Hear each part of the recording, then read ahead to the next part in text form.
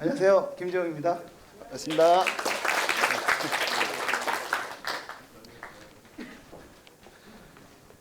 저는 오늘 우리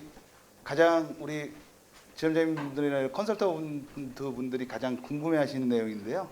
원래 점심을 먹고 했어야 되는데 이 재미난 얘기를 점심 드시고 졸리실 때 하셨어야 되는데 제가 회사에서 갑자기 일정이 좀 생겨서 좀 뒤로 미루게 됐습니다. 오다 보니까 너무 덥더라고요, 날씨가요. 그래서 제가 차근차근히 오늘 제가 준비한 강의를 말씀드리도록 하겠습니다.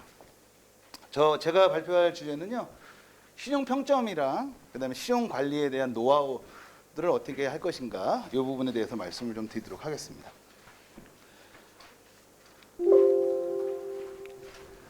일단은 미리 우리 서민금융진흥원에서 아마 우리 컨설턴트님들한테 좀 몇 가지 좀 궁금한 사항들이 무엇인가 이렇게 한번 여쭈어봤던 것 같아요. 근데 그때 나왔던 내용들인데요. 한번 제가 잠깐 간단하게 한번 보겠습니다. 혹시 이 이외에도 궁금하신 사항이 있으실 수 있는데요. 근데 제가 마스크를 벗어도 되나요? 네. 죄송합니다. 제가 뚱뚱해가지고 말하는 숨이 좀 차가지고요. 아마 제일 이제 우리 고객들도 그렇고 저희도 제일 궁금해하는 사항은 신용 점수를 어떻게 올릴 수 있느냐. 이제 이 부분이 아마 가장 중요한 사항인 것 같아요. 물론 이제 저도 이제 우리 예전에 같이 계시던 우리 지점장님도 계시지만 저도 이제 은행에서 저도 이제 최근까지는 지점장 생활을 했었습니다. 사이버 지점으로서 지점장 생활을 했다가 제가 이제 나와서 이런 컨설턴트를 하고 있는데요.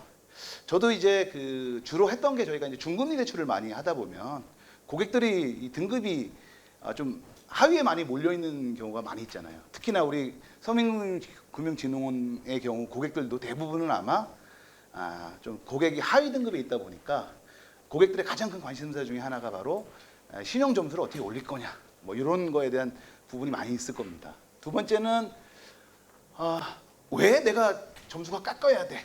이 부분도 많이 또 관심이 좀 있습니다.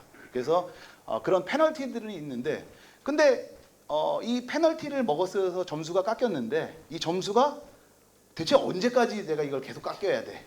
이런 부분들도 또 관심이 좀 있으신 거죠. 그 다음에 또 이제 세 번째는 예를 들면 뭐 우리가 직장을 옮긴다든가 혹은 월급이 올라든가 어떠한 이런 이벤트가 발생을 했을 때 이런 이벤트들이 즉시 반영을 되는 건지 아니면 반영되지 않는 건지 언제 반영되는 건지 이런 점에서도 아마 궁금한 사항이 좀 있는 것 같습니다. 그 다음에 또 하나가 이제 제일 많이 묻는 거죠. 상환을 계속합니다. 대출을 이제 받은 다음에 여신이 발생을 하게 되면 이제 예전과 이제 좀 다르게 요즘은 이제 거의 원리금 균등 상환이잖아요. 원금 균등이나 그렇기 때문에 계속 상환을 하는데도 신용등급은 변하지 않는다. 왜 그런 거냐? 뭐 이런 거에 대한 원인도 있고요. 그 다음에 이제 또 저는 나이스 소속인데 KCB 점수가 나이스보다 훨씬 좋다. 혹은 등급이 훨씬 잘 나온다. 일반 고객들이 그렇더라. 라는 말을 많이 합니다. 그래서 그런 게 왜 그런 건지. 그 다음에 두 개의 신용 점수가 다른데 왜 다른 건지. 이런 부분에 있어서도 아마 궁금해하신 점이 많이 있으신 것 같고요. 그 다음에 이제 오늘 제가 신용 점수를 올리는 방법에 대해서 근본적인 거. 저는 이제 어떤 일을 하냐면 이제 우리 여기 계셨던 컨설턴트 분들 중에서 전 직장이 이제 금융기관이신 분들이 많으신 텐데 그 금융기관에 가서 스코어 모형을 실제 개발해 주는 업무를 하고 있습니다. 그래서 그런 걸 하기 때문에 이 평점을 어떤 거가 만들어지는지 그 부분에 대해서도 좀 말씀을 좀 드리도록 하겠습니다. 혹시 이 이외에 또 궁금하신 사항 있으시면 저기 여쭤봐 주시면 될 것 같습니다. 중간중간에 하기보다는 이제 끝에 Q&A 시간을 좀 갖도록 하겠습니다. 네, 근데 대부분 아마 여기에 포함되어 있지 않을까. 저도 그렇게 생각을 하고 있습니다. 그 다음에 제가 생각하지 못했던 좋은 질문을 하시는 분께는 제가 선물도 좀 드리고 또 우리 서민금융진흥원에서 또 선물을 또 준비해 주셨어요. 그러니까 꼭 좋은 질문이셔야 돼요. 뭐 저 개인적인 저에 대한 질문이라든가 이런 것들은 안 하셔도 상관없습니다. 네. 자, 일단은 몸풀기입니다. 여기에 대해서 우리가 한번 해볼까요? 자, 다 가시고 계시죠? 거기다 체크하시면 돼요. 덧셈만 할 줄 아시면 됩니다. 자, 첫 번째는 1년 내에 연체 경험을 한번 해보신 적이 있냐 없냐를 한번 체크해 보세요. 거기 냈다가 자, 우리 선생님은 45점 없다고 하셨네요. 혹시 3회 이상 있으신 분 있으세요? 없으시죠? 왜냐면 여기 있는 분들은 아마 없으실 게 제가 볼 때 뻔해요. 그래서 저도 이 문항을 뺄까 하다가 너무나도 중요한 문항이어서 일단 넣습니다. 연체 그 일수는 예, 이제 연체에 대한 거는 일단은 이렇게 합시다.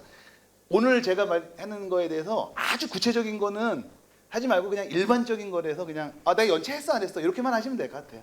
예. 사실은 연체의 기준은 우리 금융기관에서 말하는 연체의 기준은 10만 원 이상의 5영업일 초과가 맞죠, 그죠? 예, 그렇지만 우리는 그냥 연체 이렇게 하겠습니다. 두 번째는 최근 3개월 내에 신용대출 신규입니다. 신규 신용대출을 몇 건 받았냐? 요걸 한번 체크를 해보십시오. 우리 선생님은 계속 만점을 받으시고 계세요. 예. 없어진 거죠. 그건 제일 좋으신 거죠. 선생님도 계속 만점을 받고 계시네요. 자, 그 다음에 세 번째 질문은 아실지 모르겠지만 신용카드를 최초 발급된 기간 제가 볼 때는 제가 쓱 봤을 때 여기 계신 분들이 대부분은 저보다 연장자신 것 같아요. 그러면 대부분은 다 10년 초과 계시죠, 그죠? 그럼 만점입니다. 뭐 하시면 되면 60점 받으시면 돼요. 자, 됐죠? 그 다음에 총 신용대출을 지금 몇 건 가지고 계시냐? 5건, 뭐 4건, 3건, 1건. 보셨죠? 네. 자, 그 다음에 이제 여기까지는 쉬워요. 직관적으로도 알기 쉽기 때문에. 근데 이제 다음 번이 이제 좀 어려운 숙제입니다. 자, 지금 신용카드를 아마 다 가지고 계실 건데요. 지금 뭐 한 장 가지고 계신 분은 별로 없으시죠? 그죠? 네. 저만 해도 지금 몇 군데를 써야 됩니다. 왜냐하면 제가 회사를 하도 오래 많이 돌아다녀가지고 금융기관마다 카드를 발급했다 보니까 여러 군데를 쓸 수밖에 없습니다. 그래서 저 같은 경우 많거든요. 근데 한도 소진율을 어떻게 구하냐면 각 금융기관별로 한도가 있으시잖아요. 그걸 다 더하신 다음에 내가 지난달 얼마를 썼는지를 계산하시면 한도 소진율인데 이거 계산하기 힘드시잖아요. 머리 아프잖아요. 그죠? 그러니까 그냥 한번 내가 대충 한도에 몇 프로 정도 쓰지? 라고 생각해 주고서 한번 체크를 해보세요. 선생님은 몇 프로냐면 65% 미만을 쓰시는데 혹시 전 직장이 어떻게 되세요? 은행에 계셨는데 이렇게 소진을 안 하시면 은행은 망하잖아요. 퇴직하셔서? 네, 알겠습니다. 돈을 보내서 그러세요? 지금 벌고 계신 거 아니에요? 네. 자, 그 다음에 요거가 이제 재미나는 항목인데요. 최근 6개월 동안이죠. 그러니까 6개월, 지금부터 이제 이게 6개월 동안에 신용카드에서 일시불이라고 하시면 이제 금융기관 분들은 다 아시죠? 일시불이라고 하면은 내가 일시불, 그 다음에 할부, 현금 서비스 3개가 이제 카드사의 상품인데 그 중에서 일시불을 쓴 개월 수가 몇 개월이냐? 우리 이런 문항하면 되게 웃기시죠? 매일 쓰는데 어떻게 카드를 뭐 6개월 미만일 수도 있어. 이렇게 쓸 수 있지만. 자, 되셨어요? 자, 어쨌든 자, 여기서 요거의 점수를 다 더하시면 우리 선생님들의 컨설턴트 분들의 신용 점수가 되겠습니다. 자, 한번 볼까요? 만점 받으신 분 한번 몇 점이세요? 200. 251점 정도가 만점이신 것 같아요. 선생님, 지금 잘 맞추셨으니까 제가 선물 하나 드리겠습니다. 251만 원 상당의 상품입니다. 예. 이렇게 적극적으로다가 대답을 해주시면 제가 선물을 하나 예, 예. 그렇습니다. 예. 제가 질문을 유도하기 위함은 아니라고 말씀을 좀 먼저 드릴게요. 자, 이게 지금 보신 이 항목들이 실질적으로다가 저희가 은행이라든가 이런 데 들어가면 실질적으로 쓰고 있는 항목입니다. 실제로도 쓰고 있는 겁니다. 그런데 여기서 이게 우리가 스코어 카드를 지금 보고 계신 거예요. 스코어 카드가 이렇게 생겼습니다. 실질적으로. 그러니까 제가 이제 저 같은 컨설턴트들이 은행에 가셔서 스코어 카드를 만들어 주세요라고 하면 최종 모습이 이렇게 됩니다. 딱 이렇게 됩니다. 물론 여기에 이제 아까 우리 질문 주셨던 것처럼 뭐 연체는 뭐냐, 신규란 무엇이냐, 신용대출의 정의는 무엇이냐 이런 것들이 다 들어가겠지만 궁극적인 모습은 딱 이렇게 해서 만들어지는 겁니다. 그러면 이제 이게 실질적으로 한 지금 몇 개 항목이냐면 6개 항목인데요. 실질적으로다가 은행마다 좀 다르긴 하지만 12개에서 14개 정도의 항목을 가지고 있습니다. 혹시 과거에 금융기관에 계셨을 때라든가 이럴 때 그 속해 계셨던 그 금융기관에 스코어 카드를 보신 적이 있으신 분? 없으시죠? 왜 없으실까요? 요게 대외비입니다. 영업비밀입니다. 영업비밀입니다. 왜냐하면 이거는 누가만 갖고 있어요? 리스크 관리부만 갖고 있습니다. 리스크 관리부만 가지고 계세요. 리스크 관리부에서도 모형 개발팀만 가지고 있습니다. 자, 이게 오픈을 못하는 이유는 뭘까요? 이걸 오픈을 못하는 이유가 뭘까요? 영업 기밀이긴 한데. 네. 이게 뭐가 문제냐면요.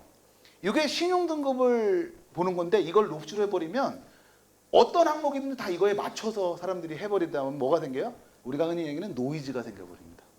이게. 그래서 이걸 완전히 오픈할 수는 없어요. 사실 저희가 이제 우리나라에서 스코어 카드를 개발하고 막 이렇게 했던 체계가 얼마 안 됐어요. 이 CSS라고 하는 것이 도입된 지가 그렇게 오래되지 않았습니다. 뭐 아마 여기서 지원장님으로 다 퇴직하신 분들은 아마 옛날 생각 나실 거예요. 그죠? 옛날에는 오시면 어땠어요? 그래서 괜찮아? 이 사람 직업 괜찮아? 아 그래 원래 이렇게 하신 적도 있었잖아요. 그죠? 막 CSS 뭐 이런 거 도입 없었고 그죠? 예전에 제가 초기에 CSS를 할 때요. 그 대부업체에 있는 분하고 미팅을 했거든요.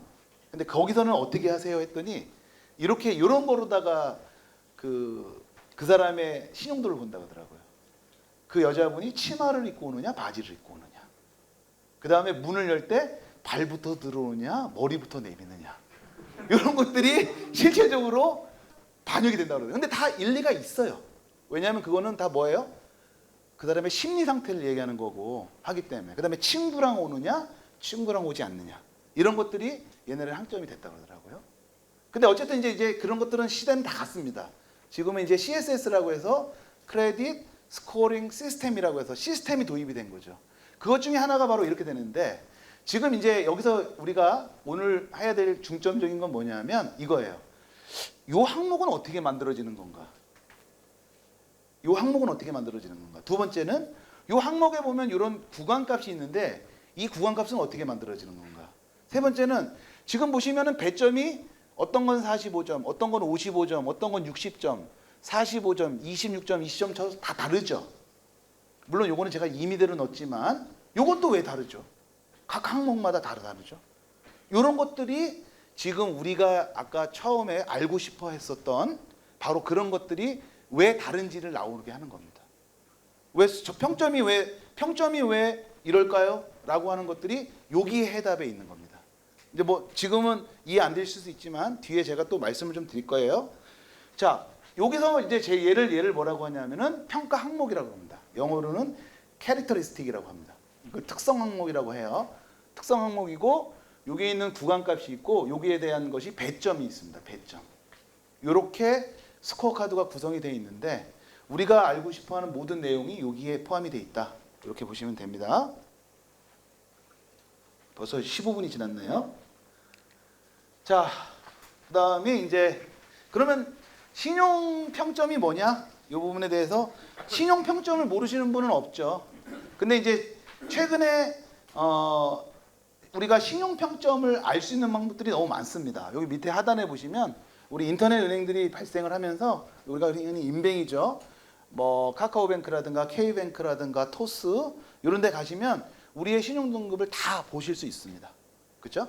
그다음에 또 플랫폼 회사들 있죠. 카카오페이라든가 네이버페이라든가 뱅크샐러드라든가 이런 데 가셔도 신용 점수를 다 볼 수가 있습니다. 근데 우리가 신용 점수는 몇 개가 있어요? 2개가 있죠. KCB하고 나이스가 있죠. 그죠? 네. 근데 이제 저는 어디 소속이에요? 나이스 소속입니다. 그러니까 나이스 위주로 설명을 좀 드리겠습니다. 요거는 지금 어때요? 점수가 몇 점 나왔나요? 950점 나오고요. 요게 뭐냐면은 K12 카카오페이에 있는 K12이고요. 요 오른쪽에 있는 거는 네이버페이에 있는 나이스의 점수입니다. 아마 여기서 보셔도 제가 어느 점수가 더 높아요? K12 점수가 좀 높은 걸 알 수 있죠, 그죠? 이거 실제로 제 점수예요. 자랑하려고 올리는 겁니다. 자랑하는 겁니다. 근데 자 여기가 제가 나이스가 몇 점, K12가 몇 점이면 950점이에요. 나이스가 909점인데 요거를 신용평점이라고 하죠. 근데 과거에는 신용평점이 중요한 게 아니라 뭐가 중요했어요? 등급이 중요했죠. 근데 이제 등급이 가지고 있는 폐해가 있죠. 어떤 거예요? 모두 전 국민을 10등급으로 자르다 보니까 너무 이제 불합리한 사람들이 너무 많아요. 특히나 보세요. 이런 구간들이 있는데 942점부터는 1등급인데 941점은 2등급이에요. 근데 우리가 한 등급에 몇 pp 차이가 날 수도 있잖아요. 그렇죠? 그러면 이거 너무 불합리하다. 이런 것들이 있기 때문에 우리가 등급에 대해서는 쓰지 말자. 이런 얘기했죠. 하지만 그렇게 안 쓰는 금융기관은 사실은 없어요. 왜? 왜 없을까요? 신용평점마다 전략을 줄 수가 없어요. 금리를. 우리가 신용평점이 0점부터 1000점까지인데 각 점수마다 전략을 줄 수가 없어요. 그렇기 때문에 현실적으로는 우리가 어떻게 해야 되냐면 이렇게 신용등급을 나눠서 씁니다. 그래서 K12는 942점이니까 저는 몇 점이에요? 950점이니까 1등급입니다. 그 다음에 여기 나이스는 909점이니까 1등급이죠. 그래서 자랑할 만하죠. 그래서 제가 그래서 올려놓은 거예요, 제 거를. 만약에 제가 요게 4, 5등급이면은 안 올려놨겠죠. 다른 사람 걸 올려놨겠는데 제가 올려놓은 거예요. 자, 요게 바로 신용 등급인데 우리가 제공하는 점수라는 게 우리가 흔히 알고 있는 점수는 하나지만 저희 나이스만 애들에도 이런 신용 점수를 몇 개를 생산해내냐면 34개가 있습니다. 점수 자체가 34개예요. 그 중에서 요 12점수를 정확한 이 12점수의 명이 뭐냐면 PKR600이라는 스코어 이름입니다. 그게 우리가 흔히 알고 있는 12점수예요. 12점수가 그래요. 근데 저희 나이스에서만 해도 34개의 점수가 있습니다. 뭐 SP 스코어, PI 스코어, 팁 스코어 해가지고서 스코어가 너무 많아요. 근데 실질적으로다가 그 목적마다 있고 목적마다 다 다르기 때문에 실질적으로다가 전 국민 상대로다가 만들어내는 가장 보편적인 스코어가 바로 있는 이 CB 스코어라고 합니다. 그냥 크레딧 부로 스코어라고 얘기를 하는 겁니다. K12도 마찬가지예요. K12도 지금 주는 스코어는 K12도 한 저희보다는 조금 덜 만들 겁니다. 좀 만들지만 거기도 한 20개 이상은 있어요, 스코어가. 그 중에서 이렇게 된다. 이렇게 보시면 될 것 같아요. 그래서 이제 요거는 제가 크게 말씀을 안 드립니다. 스코어는 이런 거죠. 근데 이제 여기서 이제 중요한 게 아까 우리가 평가 항목이라는 게 있었죠. 그 평가 항목이 어떻게 만들어지는 거에 대한 이해가 바로 여기에 있습니다. 여기에 있습니다. 우리 평가 항목이 어떻게 만들어지냐? 요거는 좀 들으셔야 돼요. 제가 CB사를 선전하려고 온 게 아니에요. 근데 마치 장표는 그렇게 돼 있습니다. 자, CB사는 우리가 신용정보 제공자라는 게 있어요. 은행, 카드, 캐피탈, 우리 금융기관이죠. 또 공공기관 이러한 정보들이 요 크레딧 뷰로라고 하는 회사에 다 모입니다. 정보가. 그리고 거꾸로다가 여기서 만들어진 정보를 다시 요 이용자들에게 모두 제공을 해줍니다. 이게 CB의 기본 골격이에요. 자, 근데 이렇게 할 수 있는 법 체제가 있어요. 이게 가능한 거. 네, 신용정보원도 있죠. 그거는 신용정보 집중기관이죠. 근데 이렇게 할 수 있는 법이 어떤 법이냐면 이런 겁니다. 우리가 은행 가서 여신 받으려고 그러면 가장 먼저 내미는 게 뭐예요? 은행원들이? 신용정보 개인 조회동의서죠. 자, 요거예요. 여기 있는 정보를 여기다가 주려고 하면 내가 조회도 되겠어요? CB사에 있는 정보 좀 조회도 되겠어요? 라고 동의를 받는 게 신용정보 조회동의서입니다.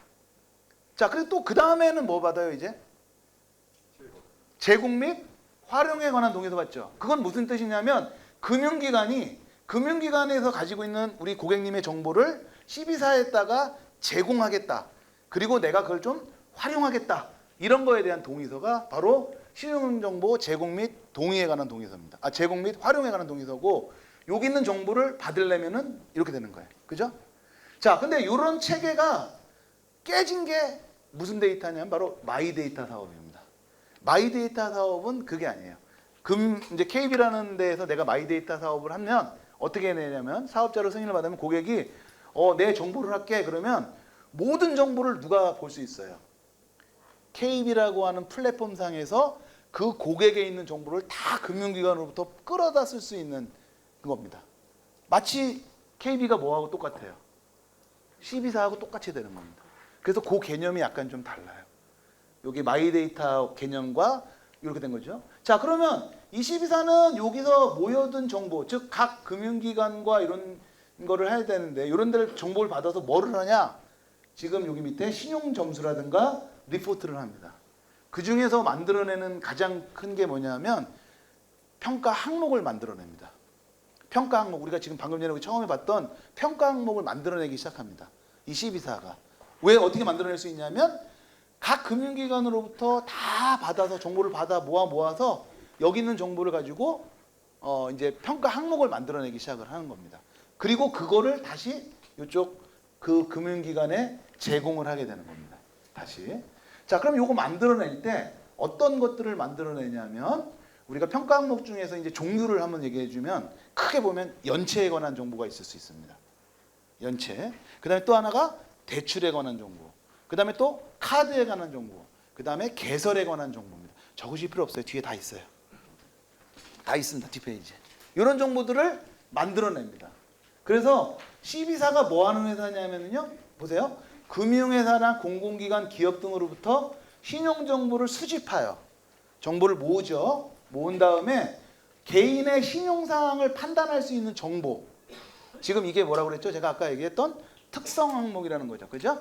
특성 항목을 만들어서 금융정보에 다시 제공하고 판매하는 회사를 CB사라 그러는 겁니다.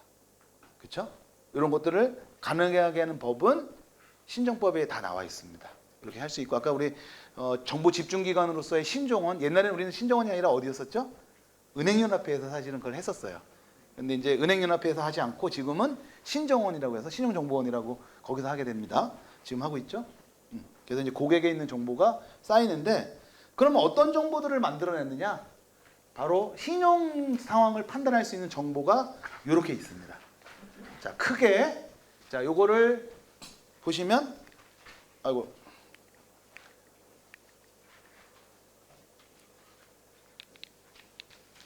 네, 자, 여기 보시면은 첫 번째가 어떤 정보를 만들어내느냐? 바로 상환 이력입니다. 상환 이력 한번 읽어볼게요. 예를 들면 현재 연체하고 있느냐?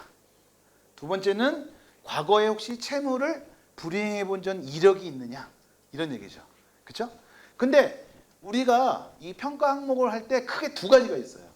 하나는 뭐냐면은 시점 정보라 그래 가지고 현재 시점에 있는 정보를 만들어낼 수가 있고요.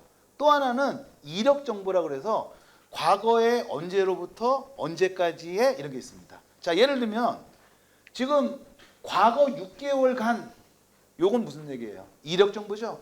현재로부터 6개월 동안 연체를 했느냐 안 했느냐 이런 얘기입니다. 자, 그러면 여기서 이제 우리가 힌트가 있어요. 어떤 힌트가 있냐면 저 6개월 전에 연체했는데 저 3개월 전에 연체했는데 지금 다 상환했거든요. 근데 신용점수가 안 올라요. 자, 이거 말이 돼요, 안 돼요? 안 되죠. 왜? 연체를 몇 개월 보니까 6개월간의 경보를 보니까 지금 당장 했다 하더라도 6개월이 지나야지만 뭐를 알 수 있어요? 그 연체에 대한 정보가 평가에 반영이 되질 않아요. 그렇죠? 그래서 어떤 정보들은 시점 정보라 그래서 시점 정보회 같은 경우는 예를 들면 대출 건수다. 현재 보유하고 있는 대출 건수.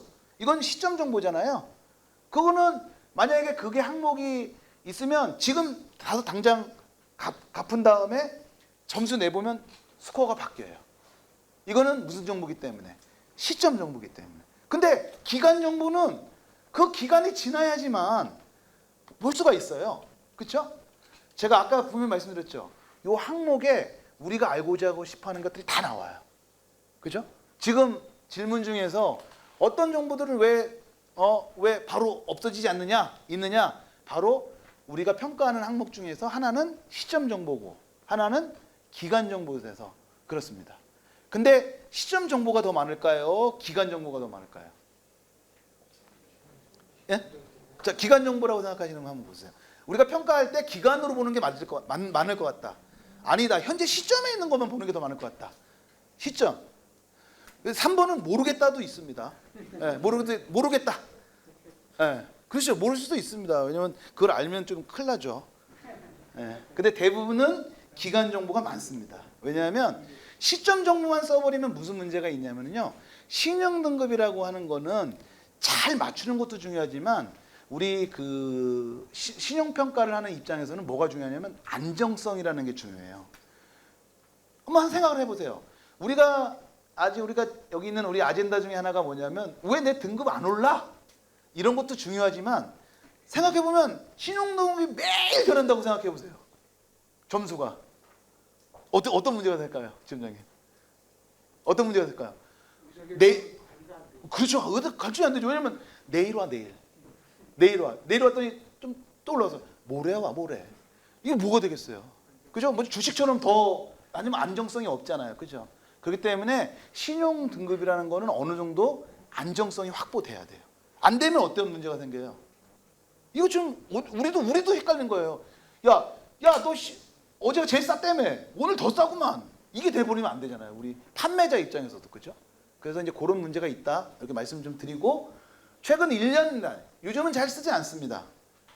최근에는 이제 이런 이슈들이 많다 보니까 아까도 얘기했지만 이제 우리가 제일 싫어하는 게 뭐예요? 우리 금융기관에서 제일 싫어하는 게 민원이잖아요. 민원인들이 와가지고서 나 6개월 전에 연체했던 걸 왜 지금도 아직 쓰고 있어? 막 그러면 이제 처음에는 죄송해요 이렇게 얘기하는데 아니야 나 어디 가겠어. 그래서 저기 옆에 건물 하나 있잖아요. 여의도에 가면 그죠? 이렇게 비슷한 게 있는데 혹시 거기 출신도 계실지 모르겠지만 거기 앞에 가서 막 농성하고 막 그러신 분 많아요 지금도. 그러면 또 감독원에서 가만히 있지 않죠. 야 이거 너무 줄여. 그런 거죠, 그죠? 그래서 그 최근 1년은 많이 안 씁니다. 최근에는 가장 길어봤자 6개월 정도. 6개월 정도 씁니다. 단 이런 것들은 과거에 그 체불 정보들 이런 것들은 많이 씁니다. 길게는 3년까지 씁니다. 그래서 이런 거는 사실은 영업 비밀인데 그냥 제가 슬쩍슬쩍 얘기하는 거예요. 뭐 이름이나 이런 것들은 적지 마세요. 그 다음에 두 번째는 상환 이력 정보는 대부분 다 연체에 관한 정보들이에요. 연체를 잘했느냐 안 했느냐. 자 그러면은 거꾸로 얘기하면 뭐예요? 연체가 있었으면 어떻다는 거예요? 스코어가 낮죠. 그런데 이런 질문도 있어요. 야 근데 왜 K12하고 나이스하고 점수가 달라? 이 질문 중에 또 뭘 대답할 수 있냐면 이런 게 있어요. 자 보세요. 평가 요소에 나이스는 이 상환 이력을 몇 프로를 반영을 했어요? 전체 100% 중에서 30.6%를 반영을 했어요. 두 번째 K12는 몇 프로를 반영했어요? 21%를 했어요. 달라요. 그러니까 같은 연체를 했더라도 이 연체에 대한 비중이 두 회사가 다르겠어요. 그럼 누가 맞아요? 맞을 건 없습니다. 그건 맞다 틀린다의 개념은 아니에요. 그렇죠? 이런 것들이 틀려요. 그 다음에 또 있어요. 근본적으로. 같은 연체를 보더라도 또 틀린 게 있습니다. 왜냐하면 자 우리가 연체에 대한 공유는 어디에 하게끔 돼 있어요? 아까 얘기했던 신정원에 공유를 하셔야죠. 그죠? 우리가 이제 그 신용정보 쪽에서 근무하시는 분들이 가장 먼저 받아보는 책이 뭐냐면 우리 그 신정법 책이 있어요. 그 다음에 신용정보관리 규약이라는 규약집이 있습니다. 그거는 이제 은행연합회에서 매달 만들어서 주거든요. 거기에 보면 반드시 모든 거래는 다 신정원의 정보를 집중하게끔 돼 있어요. 의무적으로. 근데 연체 정보는 바로 안 해요. 신정원에는 법으로 다 만든 기관이기 때문에 여기는 90일이 넘어야지만 합니다. 근데 우리 은행에서의 90일은 어떤 의미를 가지고 있죠? 장기 연체로 다 들어가는 게 있죠. 그죠? 그리고 또 하나가 뭐냐면 우리 리스크 측면에서는 그때부터는 부도라는 개념을 씁니다. 부도의 개념을. 파산이라는 개념을 쓰긴 한 거예요. 부도의 개념을 쓰는 개념인데 그때만 은행연합 해야 되는데 C비사는 달라요. C비사는 연체 공유 기준이 옛날에는 하루라도 하면 무조건 했었어요. 근데 요즘 이제 또 뭐가 무서워요? 민원이 또 야 나 어쩌다가 잘못해서 어제 카드가 안 돼가지고서 했는데 뭐 막 이렇게 하면 알았어 10만 원 영업일로 5 영업일 이상이 돼야지만 알았어 연체라고 인정해줄게. 그래서 CB사에 해요. 그죠? 그런데 KCB하고 나이스하고 뭐가 차이가 나냐면 모든 금융기관들이 다 KCB하고 나이스를 다 사용하지 않아요. 어떤 회사는 나이스만 쓰고 어떤 회사는 KCB만 써요. 그러면 또 어떤 금융기관은 둘 다 써요. 자 그러면 우리 KCB나 나이스 입장에서는 그런 회사를 뭐라고 그러냐면 회원사라고 합니다. 회원사. 근데 그 회원사의 종류가 달라요. 그럼 무슨 뜻이에요? 자 우리 지원장님하고도 같이 저랑 같이 거래를 하는 분이에요. 그러면 우리는 연체하는 거 다 알아요. 근데 저 금융회사는 우리 회원사가 아니야. 그러면 연체하는 거 알 수 있어요, 없어요? 모르죠. 알 수가 없죠. 근데 죄송합니다. 이게 저기 하신 거는 어디서 쓰셔야 돼요? 다른 금융기관 CB사는 알 수가 있어요. 그러니까 예를 들어 나는 내 정보는 모두 KCB하고 나이스가 동시에 할 수 있는 게 아니에요. 즉 뭐가 틀려요? 정보의 양이 서로 다릅니다. 정말. 근데 이제 자랑을 잠깐 하자면 나이스가 훨씬 많아요. 훨씬 많습니다. 네, 훨씬 많습니다. 왜 많으냐면 주요 우리가 은행들은 뭐 이제 돈이 많잖아요. 그래서 이제 KCB나 나이스에다가 이렇게 두 개를 다 써도 크게 이슈가 없는데 저축은행이라든가 상호금융이라든가 이런 데들은 굳이 두 개를 다 볼 필요가 없어요. 그렇기 때문에 어디만 써요? 하나만 씁니다. 그렇기 때문에 그런 밑에서 발생되는 연체들 같은 경우는 좀 차등이 좀 많이 있어요. 그런 것들이. 참고로다가 이제 저는 이제 JB에서 마지막 직장 생활을 했는데 저희가 한 1년에 한 2억 3천, 2억 5천 정도를 회원사한테 저기한테 줍니다. 나이스에. 정보 조회 비용으로. 네. 근데 이게 아시겠지만 그래도 사이즈 되는 은행들은 이게 뭐 큰 부담이 없지만 저축은행 중에서 좀 작은데 이런 데들은 안 그렇잖아요. 그래서 이제 그런 데들은 연합회에서 공동적으로 나이스하고 공동계약을 합니다. 제가 나이스 자랑을 해버렸네요. 네, 나이스에서 합니다. 그래서 정보의 양이 좀 다릅니다. 그죠? 네. 두 번째는 부채 수준인데요. 이분이 얼마나 많은 부채를 가지고 있느냐 이거예요. 예를 들면은 신용대출 보유 건수. 자, 요거는 시점 데이터겠죠, 그죠? 그 다음에 최근 6개월 내 비은행업권. 그러니까 은행업이라고 하는 것은 우리 은행법에 의해서 은행이라고 명시되어 있지 않은 비은행업권입니다. 예를 들면 뭐가 있을까요? 저축은행, 캐피탈, 이렇게 이금융권이라고 우리가 흔히가 이금융권이라고 얘기하는 그런 데로부터 6개월 이내에 신규로 대출을 몇 건 했느냐. 아까 우리 항목 중에서 비슷한 게 있었죠. 이런 것들이 바로 부채 수준인데, 자 여기에 보시면은 26.4%가 있고 38%를 씁니다. 자 그럼 어떻게 되겠어요?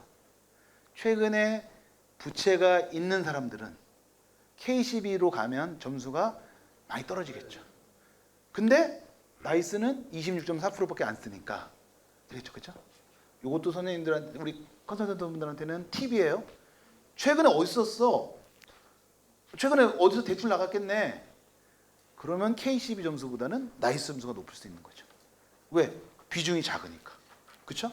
네, 그렇습니다. 근데 제가 지금 말씀드리는 거는 포 이그젠플이에요. 나중에 저한테 막 따지시면 안 됩니다. 전화하셔가지고서 당신 그때 그렇게 얘기했잖아. 막 이렇게 하시면 안 돼요. 예를 들고자 말씀을 하는 거예요. 네, 꼭 그렇지만은 않지만 일반적으로는 그렇다는 겁니다. 요거만 봤을 때. 그 다음에 세 번째는 이제 우리 요거는 이제 그 신용 거래 기간인데요. 요거는 대출이든 혹은 카드든 최초로 만드신 다음에 기간이 얼만큼 되는지를 보는 거예요. 근데 여기도 좀 이슈가 좀 있어요. 왜 그러냐면 예를 들어서 가장 오래된 카드가 지금 언제 정도 하셨을까요? 한 30년 되실 수도 있죠. 처음 나올 때 하셨으니까. 그죠? 문제는 그게 계속 발급을 하면은 상관이 없는데 예를 들어 나 이거 너무 오래돼서 나 이거 이제 저기 해버릴래. 폐기해버리면 뭐가 문제가 생길까요? 그 거래 기간이 줄어들어요. 왜냐하면 여기서 만드는 항목이라는 게 대부분 뭐냐면 최초 카드 발급일로부터의 기간이에요. 그렇기 때문에 그렇게 되는 겁니다. 그렇기 때문에 이것도 저기 됩니다. 그래서 최초 카드 거래일로부터의 기간이라든가 이렇게 되죠. 자, 요거 같은 경우는 K12 점수가 좀 높네요. 그죠? 왜 그럴까요? K12는 태생 자체가 우리나라 카드사들이 연합을 해서 만들었습니다. 그렇죠?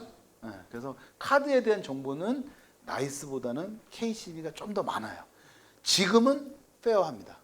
최초에는 그게 되게 좀 차이가 많았어요. 뭐 금융기관에 계신 분들은 알지만 우리 그 1금융권에 있는 분들이 나이스가 너무 독과점이야.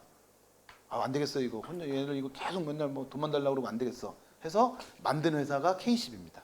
그래서 카드사들 중심으로 특히 은행계 카드사들이 모여서 만들었거든요.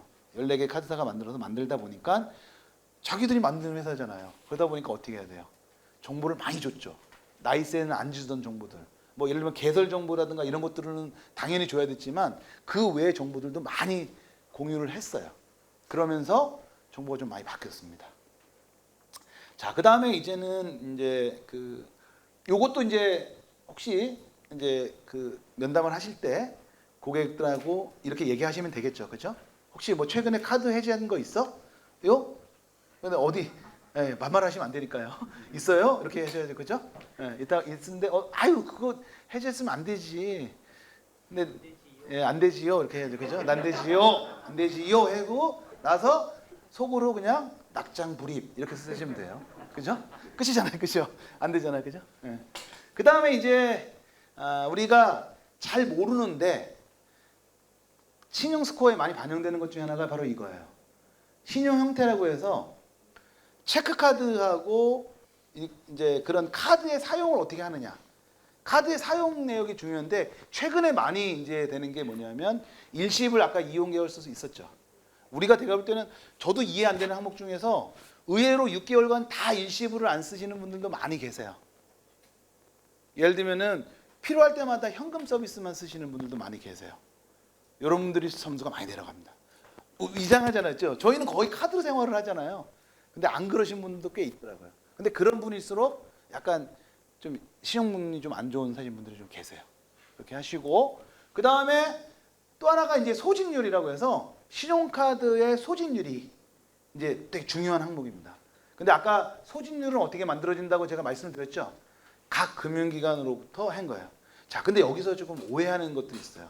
제가 좀 좀 어디에다 좀 이렇게 좀 얘기하고 싶은데 차마 얘기 못하는 거를 우리 컨설턴트분들한테 말씀드린 거예요. 잘 오신 거예요, 오늘. 뭐가 문제가 있냐면 우리 요즘 그 네이버나 카카오페이라든가 토스라든가 이런 데 가면 신용 점수 올리기 해가지고서 엄청 많이 나와 있어요, 사실은. 제가 아는 내용 중에서 일부는 다 거기도 또 있어요. 들어가 있어요. 근데 그 사람들은 사실은 항목을 보고서 얘기하는 건 아니에요.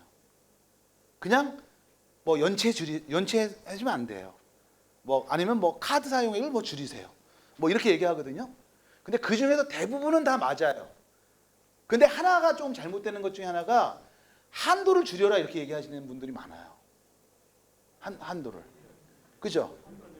네, 한도는 최대한 많이 늘려놔서 한도 소진율을 줄게 하는 게 좋아요. 그죠?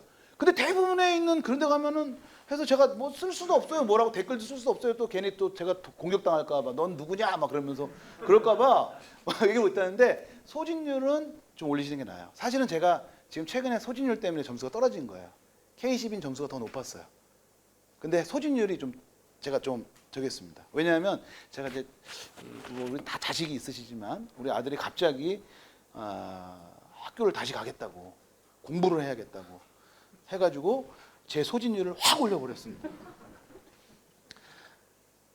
휘청입니다. 그냥 휘청입니다. 휘청이에요. 그래서 이제 거기만 휘청인 줄 알았어요. 휘청이었는데 어느 순간 등급이 점수가 25점인가가 뚝 떨어져 버렸어요. 그래서 내가 바뀐 게 있구나 소진율. 그런 거예요. 소진율이 올라가 버리는 너무 갑자기 올라가 버리니까 둘 다 떨어졌습니다. 네. 그래가지고 네네네. 본부장님은 예. 대부분 이제 우리가 질의도 했지만 네네네. 예. 하다 보면 K12가 점수가 낮고 네네네. 나이스가 근데 김 부장님은 거꾸로예요. 그러니까 그거는 제가 말씀드리면 전 국민을 K12 점수하고 나이스 점수를 이렇게 쭉 할 수는 없지만 해놓잖아요. 근데 저희는 해요. 저희는 이제 금융기관에 가면은 어떻게 하죠? 이렇게 K12 점수하고 나이스 점수를 해놓고 우리가 크로스 테이블이라고 그러죠. 이렇게 해서 하거든요. 그래서 K12 점수 이쪽에 쭉 놓고 나이스 점수 쭉 놓은 다음에 여기다가 분포를 봐요.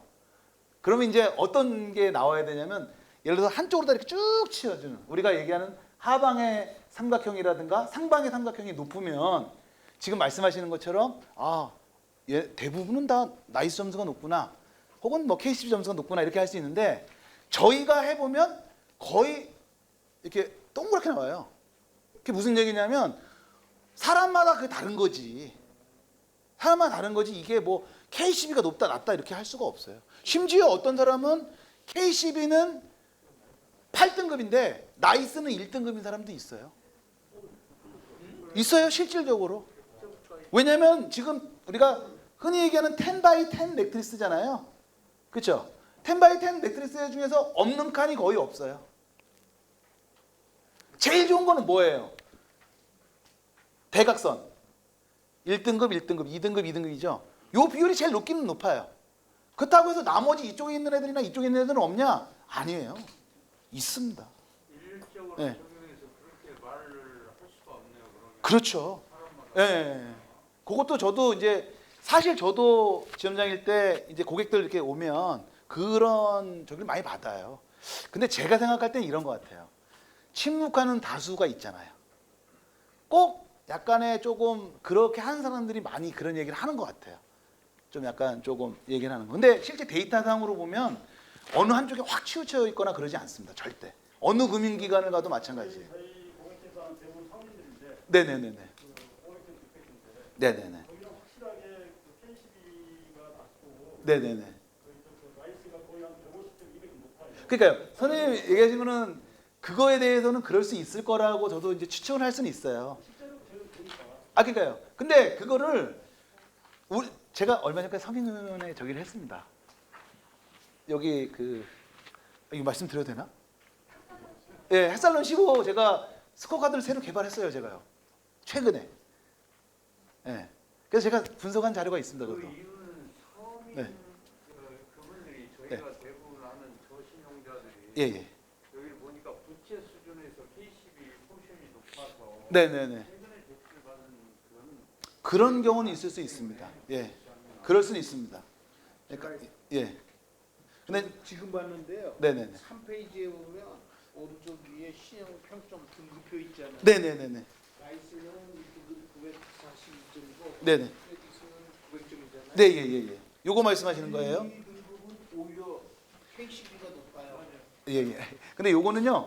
등급 이하는 예, 예. 나이스가 네. 더 높아요. 예, 예. 지점장님, 그거는 요거만 봤을 때는 마치 그래 보이는데요. 요거는 점수 구간을 왜 어떻게 잘라놓은 거냐면 신용 등급은 어떤 거냐면요. 이런 거예요. 상대적인 서열화를 만드는 작업들이에요. 즉 무슨 얘기냐면 우리 여기 계신 분들이 쭉 있죠. 우리 컨설턴트 분들이 한 50분 정도 계시면 이 50분을 쭉 세워놓고 일렬로 세워놓고 뭐예요? 학점 주는 거하고 똑같아요. 이게 자르는 거거든요. 근데 자, 요게 예를 들어서 영어 점수고 이게 수학 점수예요.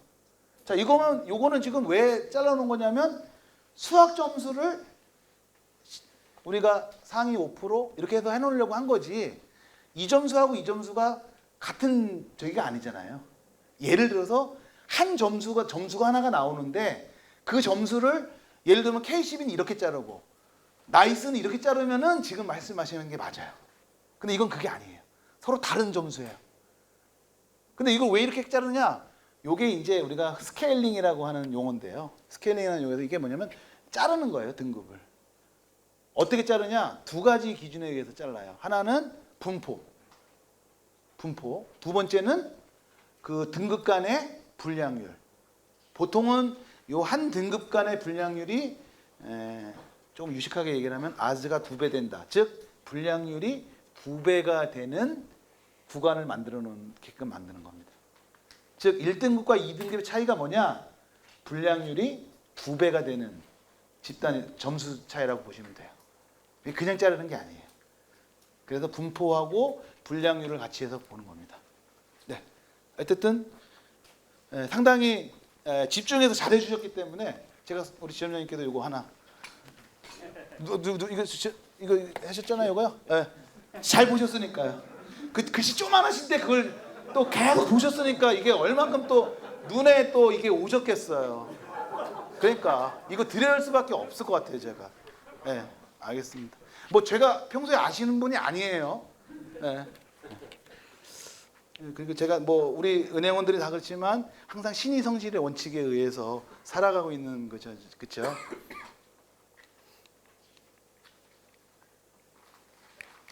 지금 벌써 약 1시간이 지났네요. 네. 네. 좀 재밌으지 않으세요? 그죠? 제가 재밌는 놈이에요. 예. 재밌는 놈입니다. 제가 강의를 가고 있거든요, 요즘. 학교를 강의하면 사실 이런 얘기를 많이 해요. 니들 신용정보 관리 잘해야 돼. 그래, 해요. 그럼 애들이 멀뚱히 쳐다봐요, 저를.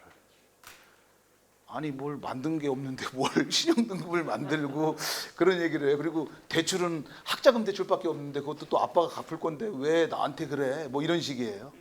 요즘 애들은. 자, 그런데 여기 소진율 같은 경우는 지금 있고요. 그 다음에 신용카드하고 체크카드가 있는데 현금 서비스가 이 신용 패턴 중에서는 되게 치명적입니다. 그죠? 그리고 또 하나 이제 제가 진짜로 저만이 알고 있는 정말 진짜 꿀팁을 하나 드릴 겁니다. 카드론이 문제가 돼요. 그죠? 이건 다 알죠? 그런데 오해하시는 분들이 계세요. 우리가 카드사가 어디 있죠? 카드사라는 게 여러 종류가 있어요. 은행계 카드사가 있고 전업계 카드사가 있어요. 예를 들면 삼성, 현대 이런 것은 전업계 카드사라 그래요. 그죠? 근데 국민카드에도 있으시죠. 신한카드, 죄송하지만 지금 어디? 지금 은행에 있었어요? 그러면 은행계 카드를 만들면서 하시잖아요. 그죠? 고객들 중에 오해하시는 분 중에 뭐가 있냐면 카드론을 썼어요, 제가. 근데 그거 국민은행 거예요. 나 은행 대출을 받았는데 왜 내 점수가 떨어져? 이렇게 말씀하시는 분들이 계세요. 무슨 말씀인지 아시죠? 그게 무슨 얘기냐면 은행에서 대출을 받으면 우리가 1금융권 대출이라고 해요. 그런데 은행에 있는 KB에서 카드론을 받으면 그거는 카드사하고 동일한 카드론이에요. 그러면 어떻게 돼버리냐면 등급이 좀 떨어지는 경우가 있습니다. 네. 그래서 이게 용도지 회사가 아니에요. 그래서 그 차이가 좀 있는데 고객들이 많이 좀 놓치는 부분 중에 하나입니다. 왜냐하면 카드론 아시겠지만 카드론의 장점은 뭐냐면 매달 내 카드론 한도가 나와 있어요. 그래서 솔직히 쉬워요, 그죠? 근데 나 은행에서 썼는데 이런 분들이 많이 계세요. 근데 사실은 카드론은 용도에 따라서, 즉 회사가 아닌 용도에 따라서 이게 되기 때문에 손실이 많이 발생을 합니다. 그게. 그래서 카드론하고 현금 서비스 이런 것들은 해요. 자, 현금 서비스 내가 어제 빌렸다 오늘 갚았어. 어떠실 것 같아요? 예? 예. 예. 어떤 사람들은 나 어제 갚았다고 했는데 바로 좀 떨어질 가능성이 큽니다. 근데 이제 예전에는 좀 그랬어요. 왜냐하면 요게 이제 좀 약간 여담입니다. 한 건의 미약이라는 게 있어요. 한 건의 미약. 뭐냐면 우리가 앞장에서 보실 때요. 여기서 보시면은 연체 경험 횟수 1회 이상 없음. 여기 한 건. 제가 이렇게 만들어 놨잖아요. 실질적인 건 이런 거 없습니다. 왜? 민원이에요. 민원이 제일 무서워. 저도 무서워요. 그래서 어떻게 하냐면 요즘은 한 건은 조금 저기 하는 경우들이 있어요. 좀 누그러져 있습니다. 그래서 0건과 한 건의 차이는 없게끔 하는 경우가 많아요. 같은 구간에 넣는 경우가 많아요. 요즘은.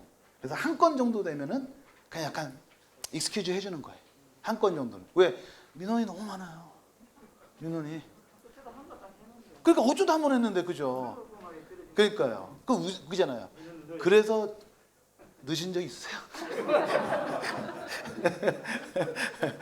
저도 그 지점에 있을 때 제가 사이버 지점이었었거든요. 그런데 이게다 보니까 사실 제일 많은 게 민원이 사이버 쪽이잖아요. 그래서 젊은 친구들은 또 약간의 허투루도 보질 않아요. 그래서 참 감독원하고 참 통화 많이 했습니다. 해명하느냐고요. 자, 근데 이게 요즘은 그래서 조금 이런 게 있어요. 그런데 이제 그거는 민원 관점에서는 그런데 너무 지금 한 건이라도 해도 막 뭐가 있는 경우가 있잖아요. 그런 경우들은 어떻게 하냐면 요 0건과 한 건을 분리를 하긴 하지만 점수 차이를 그렇게 크게 두지는 않습니다. 그래서 하락폭을 조금 해놓는 경우들은 좀 있습니다. 그렇죠? 네, 그렇게 하는 경우들이 있다. 그래서 보시면 되고요. 네네네. 한도 후준율이 네. 전체 카드사의 총 합으로 예, 총합입니다. 회사별로 해답을 안 하지 않습니다. 예, 삼성카드만 내 풀로 썼더니 점수가 안 빠졌다. 예. 이거는 지양해야 되는 게 아니에요. 그렇죠. 어차피 한 회사든 어쨌든 소진율은 올라가니까요. 전체 중에서 네. 30% 넘지 않으면 안 나와요. 네. 그러니까 지금 아까 보시면은 소진율 구간이 대부분은 몇 퍼센트가 좋냐면요, 40에서 65% 구간이 제일 좋습니다.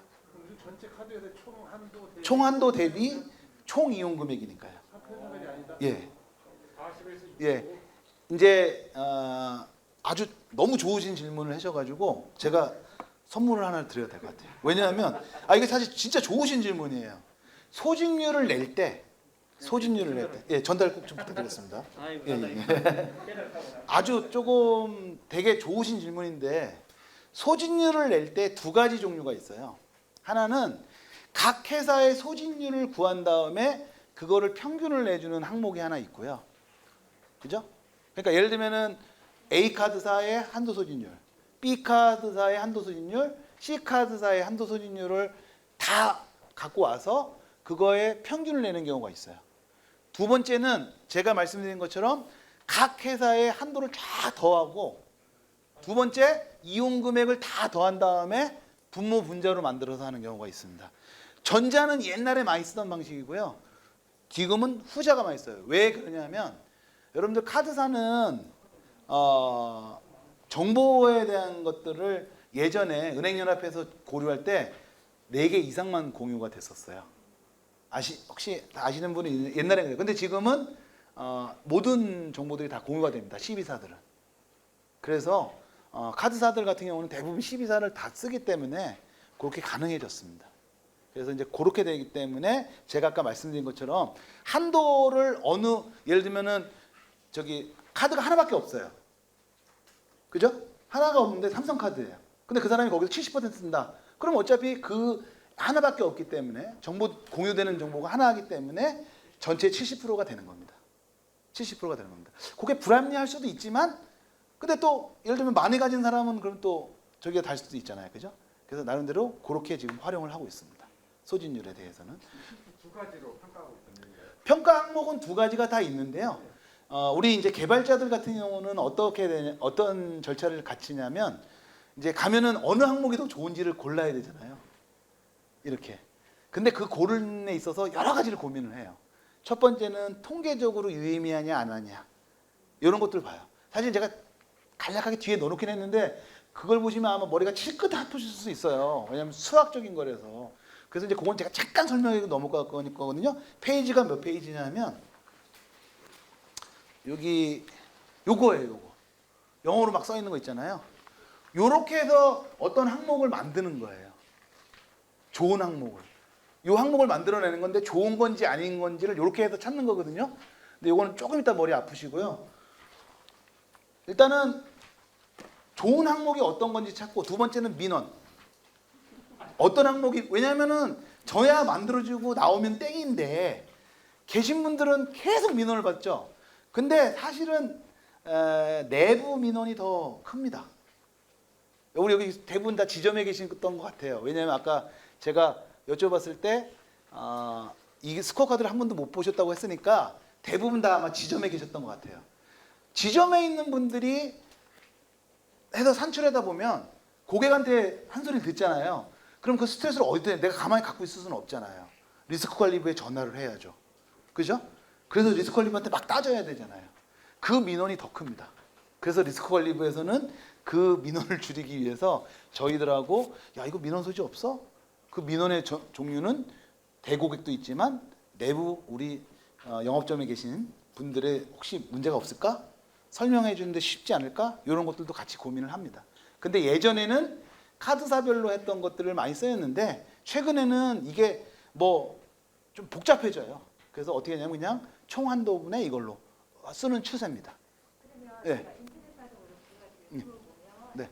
체크카드 이용 안 하시는 분이 네. 일주일 정도 30만 원 이상 이용하면 네네. 점수가 올라간다. 체크카드요. 예. 예, 예. 그게 그 정보가 정확한 거죠? 예. 지금도 맞는 말씀이지만 체크 이제 우리가 항목 중에 어떤 항목이 있냐면요.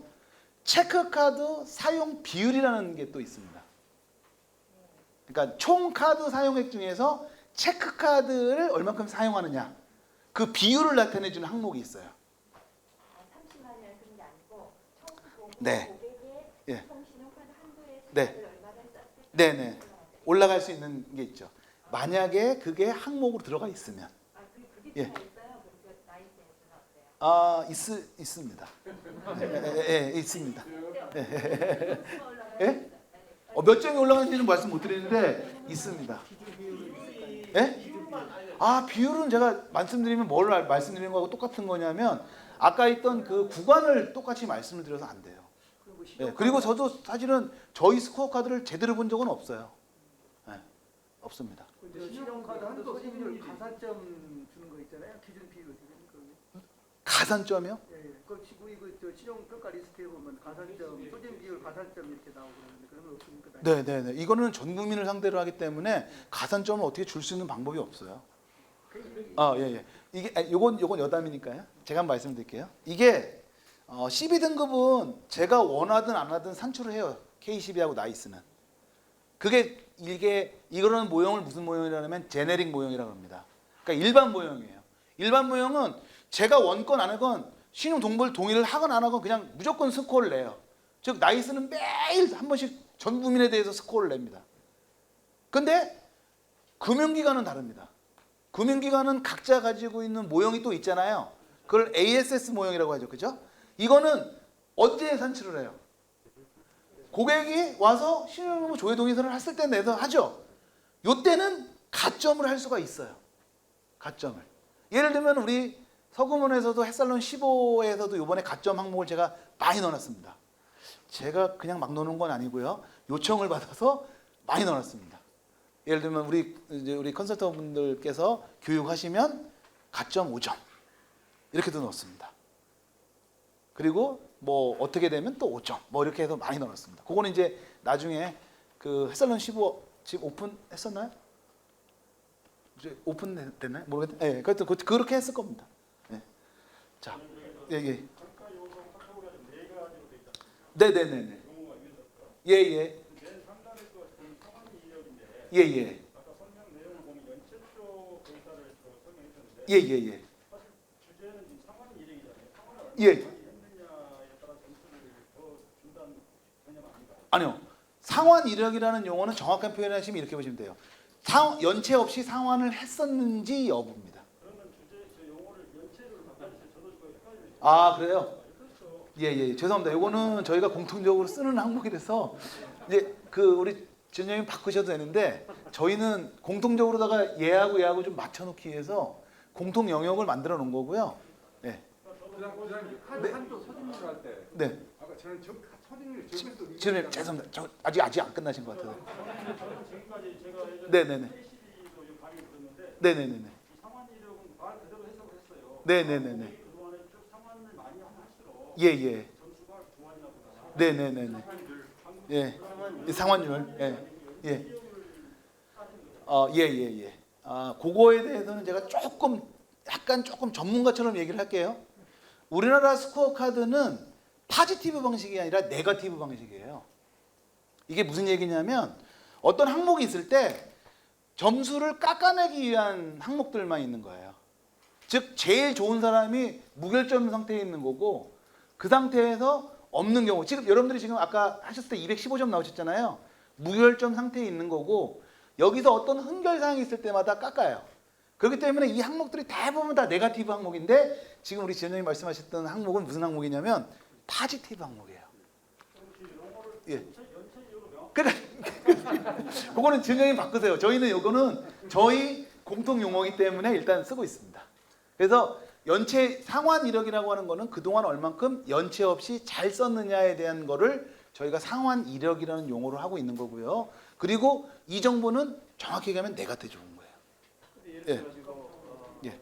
기간은 예. 감정이 똑같이 있는데 네네네네.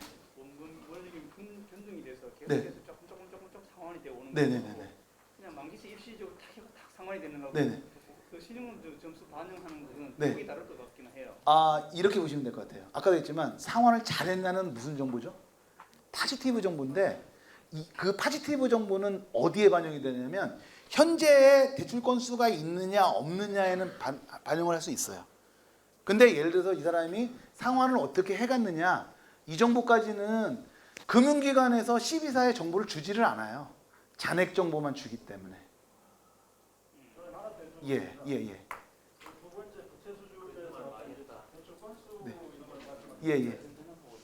잠시만 예 말씀하세요.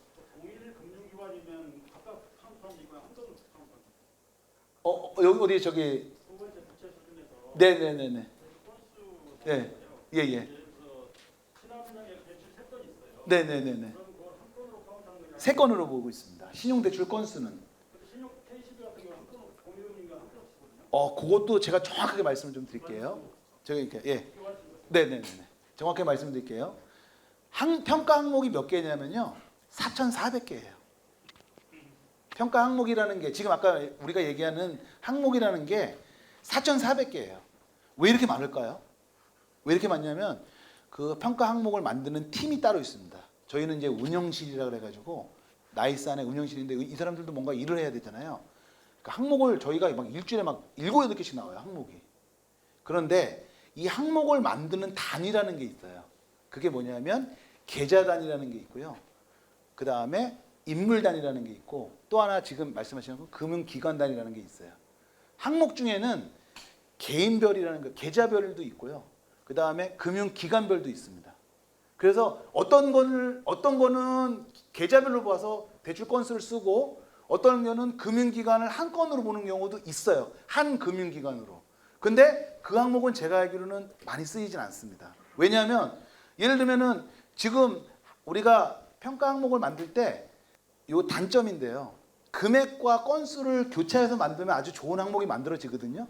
근데 요거를 못 만드는 이유가 있어요. 왜? 설명이 안 돼요, 고객한테. 그래서 그냥 단순 항목을 만들어 버리는 겁니다. 그래서 이제 그런 것들은 지금 말씀하신 것처럼 그럴 수도 있고 이럴 수도 있습니다. 평가 항목이라는 건 딱 하나가 아니니까요. 네, 그거에서 이해를 해주시면 될 것 같아요. 네네네. 예. 그러니까요. 그러니까 기관수로 KCB는 그럴 수 있는데요. KCB도 역시 항목은 많고 그 중에서 저게 기관수로다가 정확하게 했다는 거는 어떻게 우리 그러니까요. 그거는 금융기관수도 있어요. 항목이에요. 평가 항목 중에 있는데 꼭 그걸로다만 했다라고 저는 제가 생각하진 않습니다. 저는. 예. K스코어가 2.0이 시작이 됐는데 네네네. 이번에는 대출 건수인데 네. 대출 기관수로 네. 뭐 그렇게 할 수도 있습니다. 예. 그러니까 그거를 제가 알기로는 항목을 모르겠습니다. 그러니까 지금 말씀이 맞을 것 같은데요. 저희는 일단은 계좌별로 해서 건수를 다 보고 있습니다. 네. 네. 보고서를 보는데 신용 보고서. 네네네네. 잠깐. 항목을 자세하게 많이 넣을 수 없어서 아마 최대 3개 정도로 보이는 것 같아요. 어떤 거요? 지금 우리가 보고 있는 KCB. KCB 보고서요? 네. 4.42도 3개, 예. 4.42도 3개, 맥시멈. 예. 그거는 이제 전문을 항상 3개 하지만 합니다. 그러세요? 예, 전문이 3가지입니다. 똑같습니까? 예. 아, 요 우리 지금 우리 사유 코드 제가 넣어놨습니다. 그래서 우리 사유 코드를 지금 넣어놨는데요. 사유 코드라고 하는 게 많지가 않아요. 제가 사유 코드도 넣어놨거든요. 뒤에. 예. 정부에서는 네네네. 코인 같은 거 거래하다가 네. 이렇게 예. 그거는 정보 반영되지 않습니다 아직. 신용 쪽에 신용도는 그거는 제가 알기로는 아직 반영은 안 된 걸로 알고 있습니다. 대출에. 코인이라든가 이런 것들은 주식도 마찬가지입니다. 주식은 아직 우리 신정법에 필수 의무 사항은 아닙니다. 신용정보관리규약상 필수 사항이 아니어서 증권 정보는 지금 반영되지 않습니다. 예. 네, 맞습니다. 예. 이게 저희 지금 저희가 K12를 이용하고 있는데요. 네. K12에서는 이제 신용카드 그 한도 수준이 네, 감점 요소도 있고 감점 요소도 있고 그래요. 예. 100% 이상 쓰면은 네. 감점이고 예. 미만 쓰면 감점이 나오는데 네네네. 나이스는 정확히 어떻게 되는 거예요? 감점 그 뒤에 가점 항목, 강점 항목 있으니까 그때 설명드리면 될까요? 예. 네. K12하고 차이가 나는 예. 그건 우리가 이제 어떻게 설명을 해야 되나 이렇게. 그러니까요. 지금 아까 얘기했지만 지금 제가 말씀드리는 거는 요거가 포인트거든요. 지금 서로가 다른 게. 그러니까 지금 이제 예를 들어서 뭘 많이 쓰시는지 카드에 대한 거가 있다면은 점수가 낮다 그러면은 우리 나이스가 지금 이 신용항태 소진율이라든가 이런 것들을 많이 보니까 아마 여기에서 점수가 많이 깎일 수 있을 것 같습니다라는 포인트를 잡으셔야죠. 그죠? 네. 이거 말씀. 예. 그 보니까 저희들이 지금 알고 있는 것 중에 네네네. 내용이 부채 규모하고 예. 그다음에 그 1금융권, 2금융권 네네네. 썼을 때하고 예. 금리, 네. 저금리, 중금리, 고금리 썼을 때 예. 그게 이제 실업연수 반영과 기능이 다른 걸로 알고 있거든요. 다르죠. 그거의 내용은 좀 빠져 있는 것 같아요. 아니요. 지금 최근 6개월 내 비은행업권 신규 대출에서 그게 반영이 되어 있습니다. 지금 말씀하신 게. 지금 같이 반영되는 겁니까? 아니 정확히 계시면 알게요. 금리는 지금 공유되는 경우가 없습니다. 어느 CB사든 CB사의 금리를 공유하지 않습니다. 그렇기 때문에 CB사도 금리를 모르고 다만 이제 저 같은 사람들은 어떻게 하냐면 추정을 합니다. 우리가 대부분 원리금 이게 잔액을 받아오거든요. 각 금융기관은 회원사로부터 잔액을 받아오니까 그 잔액이 줄어드는 비중이 알거든요. 그다음에 저희가 또 뭐를 보냐면 만기를 받아오거든요. 그럼 만기로 나오면 지금 한 달에 얼마씩 상환되어지는 게 알거든요. 그러면 그걸 가지고서 뭐를 예측했냐면 금리를 예측을 해내지 금리로부터 직접 받아오는 경우는 아직 없습니다. 근데 지금 은행권하고 비은행권 이렇게 네. 구분만 돼 있는데요. 예. 지금 저축은행이나 은행으로 이용했을 때는 네네네. 그 저축은행에 대한 거래를 했다고 해서 네네. 이게 금융팀이 많이 떨어진다든가 이런 부분의 반영은 저는 거의 없다고 보거든요. 그리고 지금 거기 그 내용 보니까 예. 그 저축은행도 예. 자기 신용평점에 등등해서 예. 고금리, 고금리로 그 금리 수준에 따라서 네네네. 그 캐피탈, 예. 카드사, 예. 또 대법처럼 예. 고금리 대출을 받았을 때 네네네. 신규일 때도 그 신용평점이 떨어지는 예. 하향되는 네네네. 그런 요인을 저희들이 많이 보고 있어요. 그렇죠. 그게 지금 아마 같은 얘기를 하는 건데 은행권 저축은행 그랬다고 해서 반영되는 비율이 예. 별로 안 좋아진다면 네네. 서민금융진흥원에서 대부분 저축은행, 상업금융 대출, 고정부 대출 이런 부분 예. 했지만 네네. 다른 부분 많이 할 수 있는 요인 아닙니까? 그렇죠. 아까 얘기했지만 우리나라에서 만드는 스코어 카드 방식은 네거티브 방식이기 때문에 좀 이렇게 되는 거예요. 지금 이제 우리 지금 말씀하신 것처럼 우리 컨설턴트 분이 말씀하신 게 원인이 뭐냐면 우리 서민금융진흥원 오는 고객들은 다 등급이 낮은데 지금 보시면은 다 낮게끔 해줄 수 있는 항목들밖에 없지 않느냐 이 말씀을 하시는데 그거는 우리나라 스코어가 그렇게 돼 있습니다. 체계가 등급 체계라는 것이 뭐냐면 우리가 네거티브 방식을 씁니다. 왜 그러냐면은 파지티브 정보도 원래는 공유가 되면 좋은데 파지티브 정보가 공유가 안 돼요. 그런 것들이. 이사를 씌워준다고 예. 가점 5점을 더 준다. 예. 여기 뭐 시스템에서 입력이 돼 있다. 네네네네. 중앙은 그렇게 반영을 하시는데 네네네. 5점의 플러스 요인밖에 없다는 이야기 아니면 아무리 다 마이너스 요인이고 그죠? 대부분은 이제 그렇게 만들었죠. 스코어라고 하는 것은 항목 자체가 대부분 그렇게 구성이 돼 있습니다. 근데 이게 오해를 하시면 안 됩니다. 왜 우리나라는 왜 네거티브 방식을 써? 이렇게 말씀하시는 게 왜 그러냐면 우리나라가 정보를 공유하는 게 뭐냐면 신용 정보에 조금 안 좋은 정보들을 공유를 해서 거기서부터 스코어 카드를 만드는 거잖아요. 예를 들면은 우리가 수신 정보라든가 아까 말씀하셨던 주식 정보라든가 이런 것들을 공유하면, 예를 들어 보험 정보라든가 이런 것들을 같이 공유한 다음에 쓰면 더 아마 파지티브 정보들도 많이 쓸 수가 있을 거예요. 근데 우리나라 지금 그 신용 CB 크레딧은 그렇게 좀 되지가 않아서 그렇습니다. 그 부분은. 예, 그 부분이 정책적인 부분이니까. 예. 그 신용점수 입장에서는 신용 그 예. 형태를 지금 반영 안 한다, 금리를 반영 안 한다고 했는데요. 예, 예. 그럼 만일에 그 고객께서 네. 그거도 해설론이고 제2금융가 예, 예. 그다음에 해설론 실버가 제2제도 부분이 1금융권이다 말입니다. 네, 네, 네, 맞습니다. 신용점수 입장에서 봤으면은 예.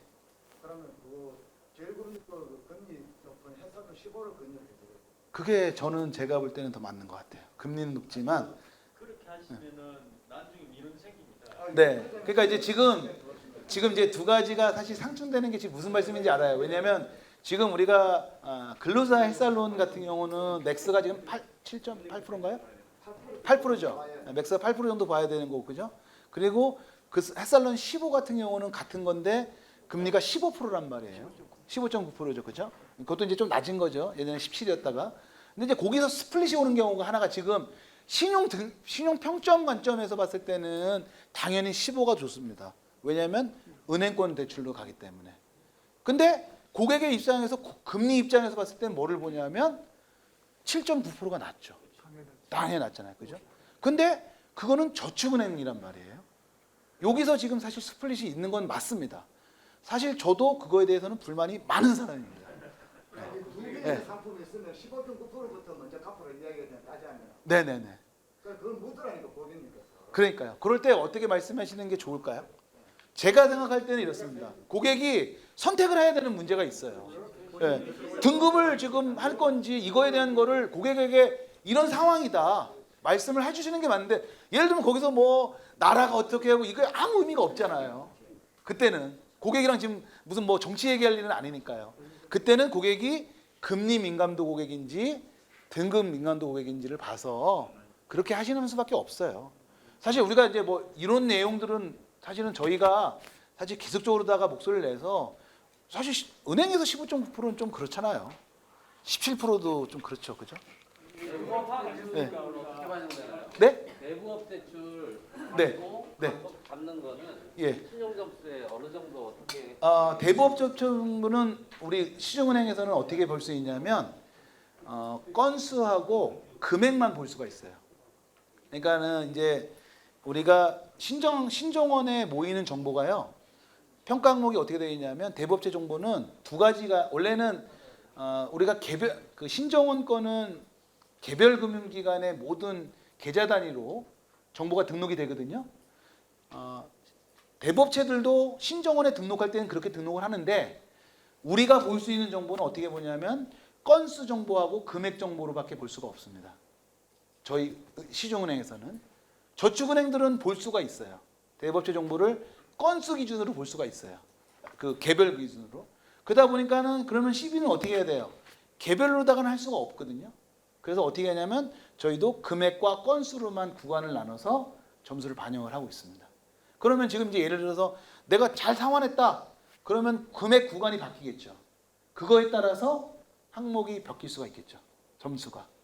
이렇게만 반영이 될 겁니다. 방금 계좌 단위로 들어온다면 거기에 금리 대입이 없나요? 네, 죄송하지만 자꾸 이제 금리 얘기하시는데 금리 정보는 공유가 되지 않습니다. 제가 알고 있기로는 예, 예. 보유 부채의 금리 수준이 높을수록 네네네. 점수에 마이너스로 제가 알고 있거든요. 그거는 이제 이런 근데 KTB 기준으로 제가 말씀드리고 있는 거고 마이너스는 또 이제 아니다 보니까 전부 다 다를 수 있어요. 네네네. 근데 지금 부장님 말씀드리니까 원천적으로 금융가 안 들어온다고 하니까 예. 그럼 제가 잘못 알고 있는 건지 아니면 3시가 잘못 알고 있는 제가 알기로는 KCB도 금리 정보는 공유 안 되는 걸로 알고 있습니다. 왜냐하면 KCB가 시장의 선도주자가 아니에요. 아시겠지만 우리 우리나라 CB 시장의 95%는 나이스가 보유하고 있습니다. 그래서 뭐 이건 제가 KCB를 무슨 뭐 이렇게 하려고 하는 게 아니라 KCB는 저희랑 같은 전문을 쓰는 경우들이 많아요. 여기서 혹시 전산 쪽에 계신 분들은 아마 이 얘기가 바로 이해가 될 텐데, 어떤 이슈가 있냐면, 자, KCB랑 제가 계약을 하고 싶어요. 그러면 전산에 가가지고서 제가 담당자예요. 자, KCB에다가 우리 정보 또 집중시켜야 되는데 전문 개발을 할게. 그러면 뭐라고 얘기를 해요? 포맷이나 이런 것들 다 개발하기가 힘들어요. 전산 쪽에서는. 그러니까 어떻게 하냐? 야, 나이스 포맷 줄 테니까 그냥 이대로다가 등록 똑같이 해줘. 제가 알기로는 대부분 이렇게 쓰고 있는 걸로 알고 있어요. 포맷을 똑같이 써. 왜냐면 그러면 개발을 하는데 저기가 없으니까. 예예. 간단히 한 설명을 여쭤볼게요. 네네네네. 그 3개 기관 이용자는 다중 실무자로 평정해야 한단 말이에요. 네 맞습니다. 그때는 비은행권만 따지니까 은행권은 여러 건 전 금융기관에서 지금 얘기하시는 것처럼 금융기관 3개입니다. 비은행권 은행권 상관없이요. 네네네. 또 하나 그 할부 판매, 통신 판매 이런 게 정보 공유하죠. CB사에서는. 어디까지 하시나요? 통신 판매요? 예, 통신 요금을 연체했다 그런 반영합니까? 그거는 제가 나중에 비금융 정보를 말씀을 드릴까요? 비금융 정보를 먼저 말씀을 드려야 되나요? 그러면? 지금 정부에 하나 네. 같이 말씀해 주실게. 네네. 공공요금을 등록할 때 예예. 전기, 수도, 가스 다 들어가는 건지 아니면 예, 예. 통신비하고 국민요금 어디까지 항목하는지 하고 네네네. 최종 그 배점 캐시 예. 얼마나 쓰여 있는지 예, 알겠습니다. 성민조사는 얼마나 받는지 네네네. 그것까지 국가가 지금 좀 한번 말씀. 예예. 지금 이제 말씀하시는 정보는 어떤 거냐면 이제 비금융 정보라는 게 있습니다. 우리가 왜 비금융 정보를 써야 되고 어떻게 활용하는지 그거는 제가 말씀을 좀 드리려고 하는데 예. 좀 카드 쪽에서 네. 결정하다 보면 리볼빙을 많이 쓰잖아요. 네네네네. 리볼빙도 지금 여기 예 반영됩니다. 리볼빙도. 이렇게 예. 점수가 떨어지는 네네네. 지금 좀 오해하시는 부분이 제가 4,400개 중에서 잘 쓰는 거 몇 개를 넣는 거예요. 4,400개를 여기다 제가 모두 읊조릴 수가 없잖아요. 그죠? 그리고 제가 드릴 수도 없어요. 죄송하지만. 그죠? 네, 그래서 웬만한 거, 우리가 생각하는 웬만한 항목은 다 돼 있고요. 또 4,400개, 그렇게 많아? 왜 많냐면 그거를 어느 항목을 1개월, 2개월, 3개월, 4개월 해서 24개월까지 혹은 36개월. 그럼 벌써 하나가 36개 항목이 되는 거잖아요. 그래서 많습니다. 네. 근데 예예예. 부장님, 네. 저기 나이스는 100%가 맞는데 예, 예, 예. PHD가 100%가 안 돼요. 저기. 한번 볼까요? 저도 이게 지금 근데 몇 프로 될까요? 15%입니다. 네? 92%. 그래요? 그럼 제가 어디선가 오타를 하나 아니 나머지 비금융 8%가 있는데 예? 신용과 형태가 차이가 많이 나는데요. 비금융 정보가 8% 되는 비금융 정보 거기서요? 80이면 8%가 비금융입니다. 비금융 정보로요? 이게 가점 형태로 8% 네네네네. 되는 거예요. 이거는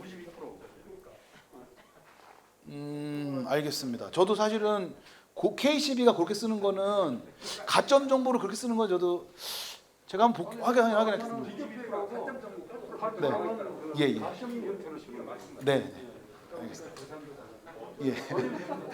여기 100이 제가 100을 더해 보지 않아서 역시 우리 은행 하신 분들은 역시 네네네. 자, 요게 예. 그러니까 비금융 정보에 대한 칸이 뒤에 있어요. 예. 근데 지금 우리 이래서 언제 가요?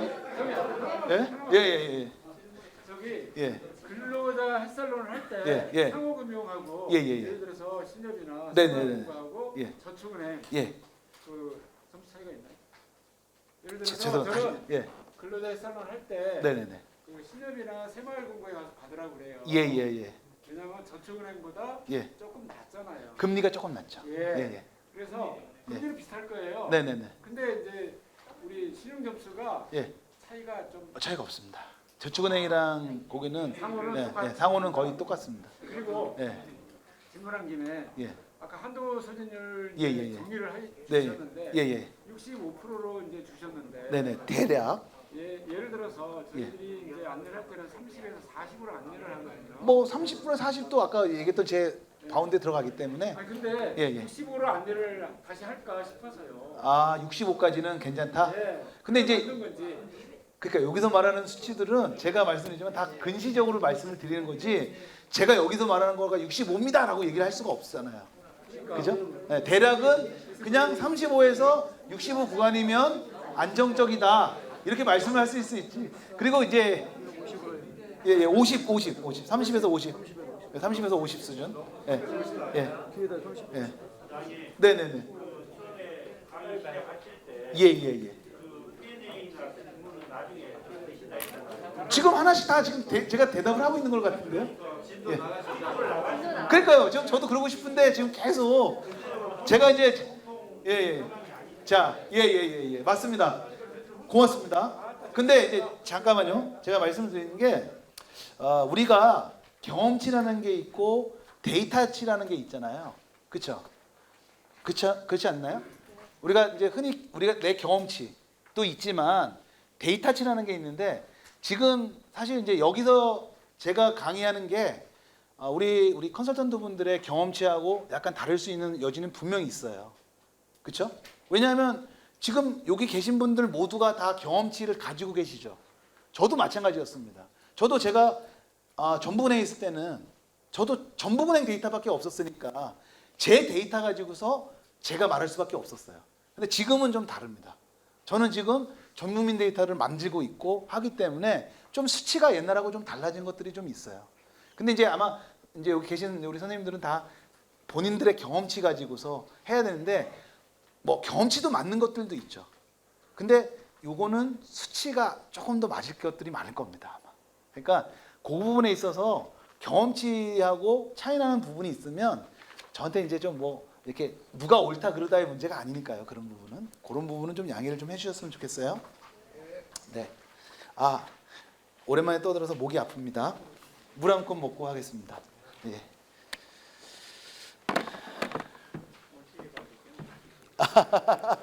저는 뭐 한 1박 2일 떠들어도 상관은 없습니다.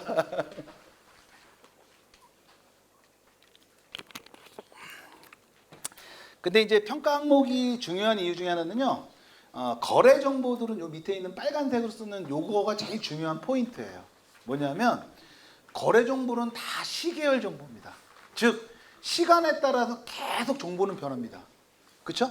대출 건수 그것도 변합니다. 계속 사람이라고 하는 거는 이거 생물과 같이 계속 변하죠. 자, 그런데 평가 항목도 또 그거에 맞춰서 시점의 데이터를 볼 건지 아니면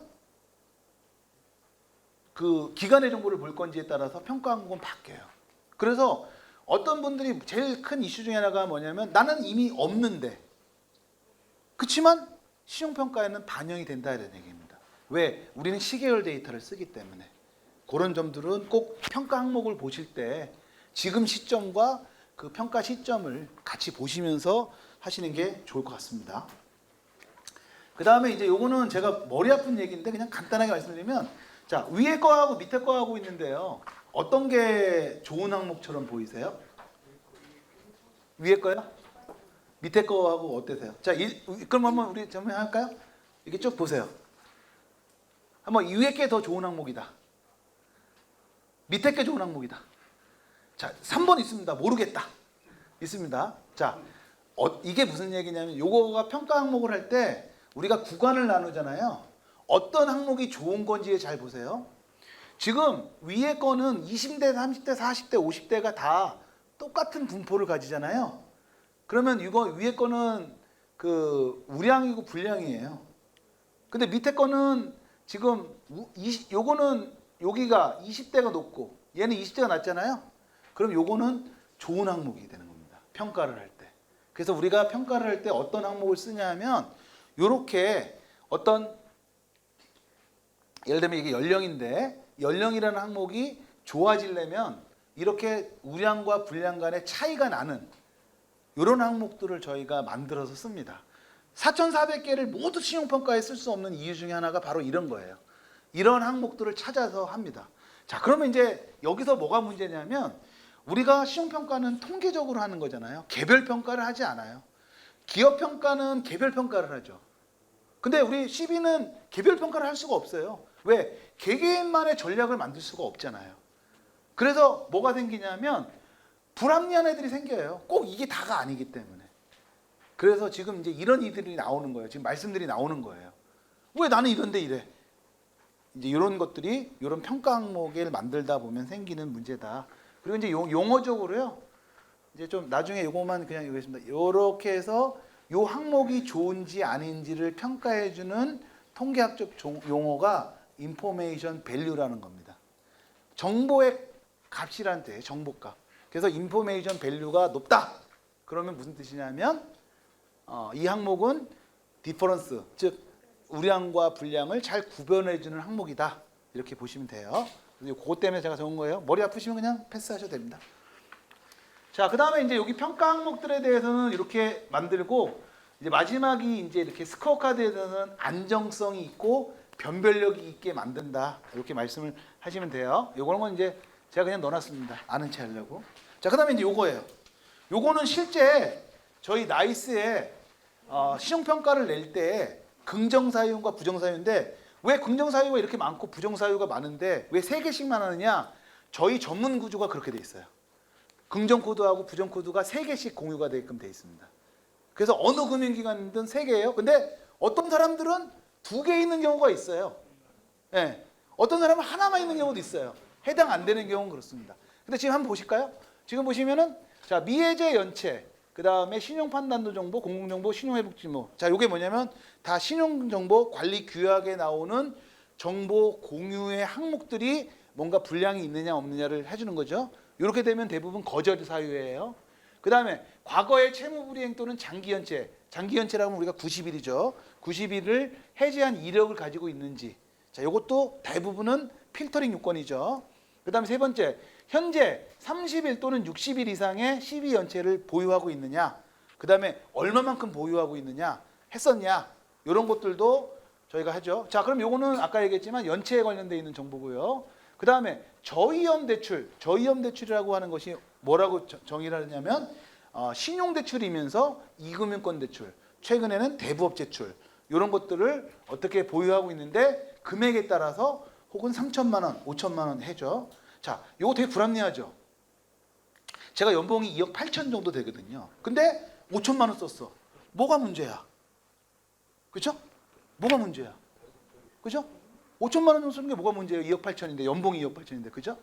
제 연봉이 2억 8천이라는 얘기 아닙니다. 괜히 갑자기 제가 막 달라질 수 있지만, 자, 우리가 아까도 얘기했지만 신용평가는 파지티브 정보를 그렇게 많이 공유를 못해요.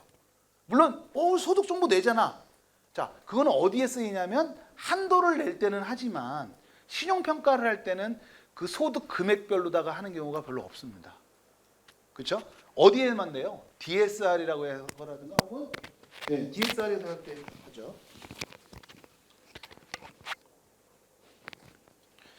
자, 그 다음에 대출 건수, 그 다음에 혹은 금액이 과다한지 안 한지. 여기서 과다는 뭘까요? 대부분 3건이 보통 기준이 됩니다. 3건, 5건 이렇게 들어가고요.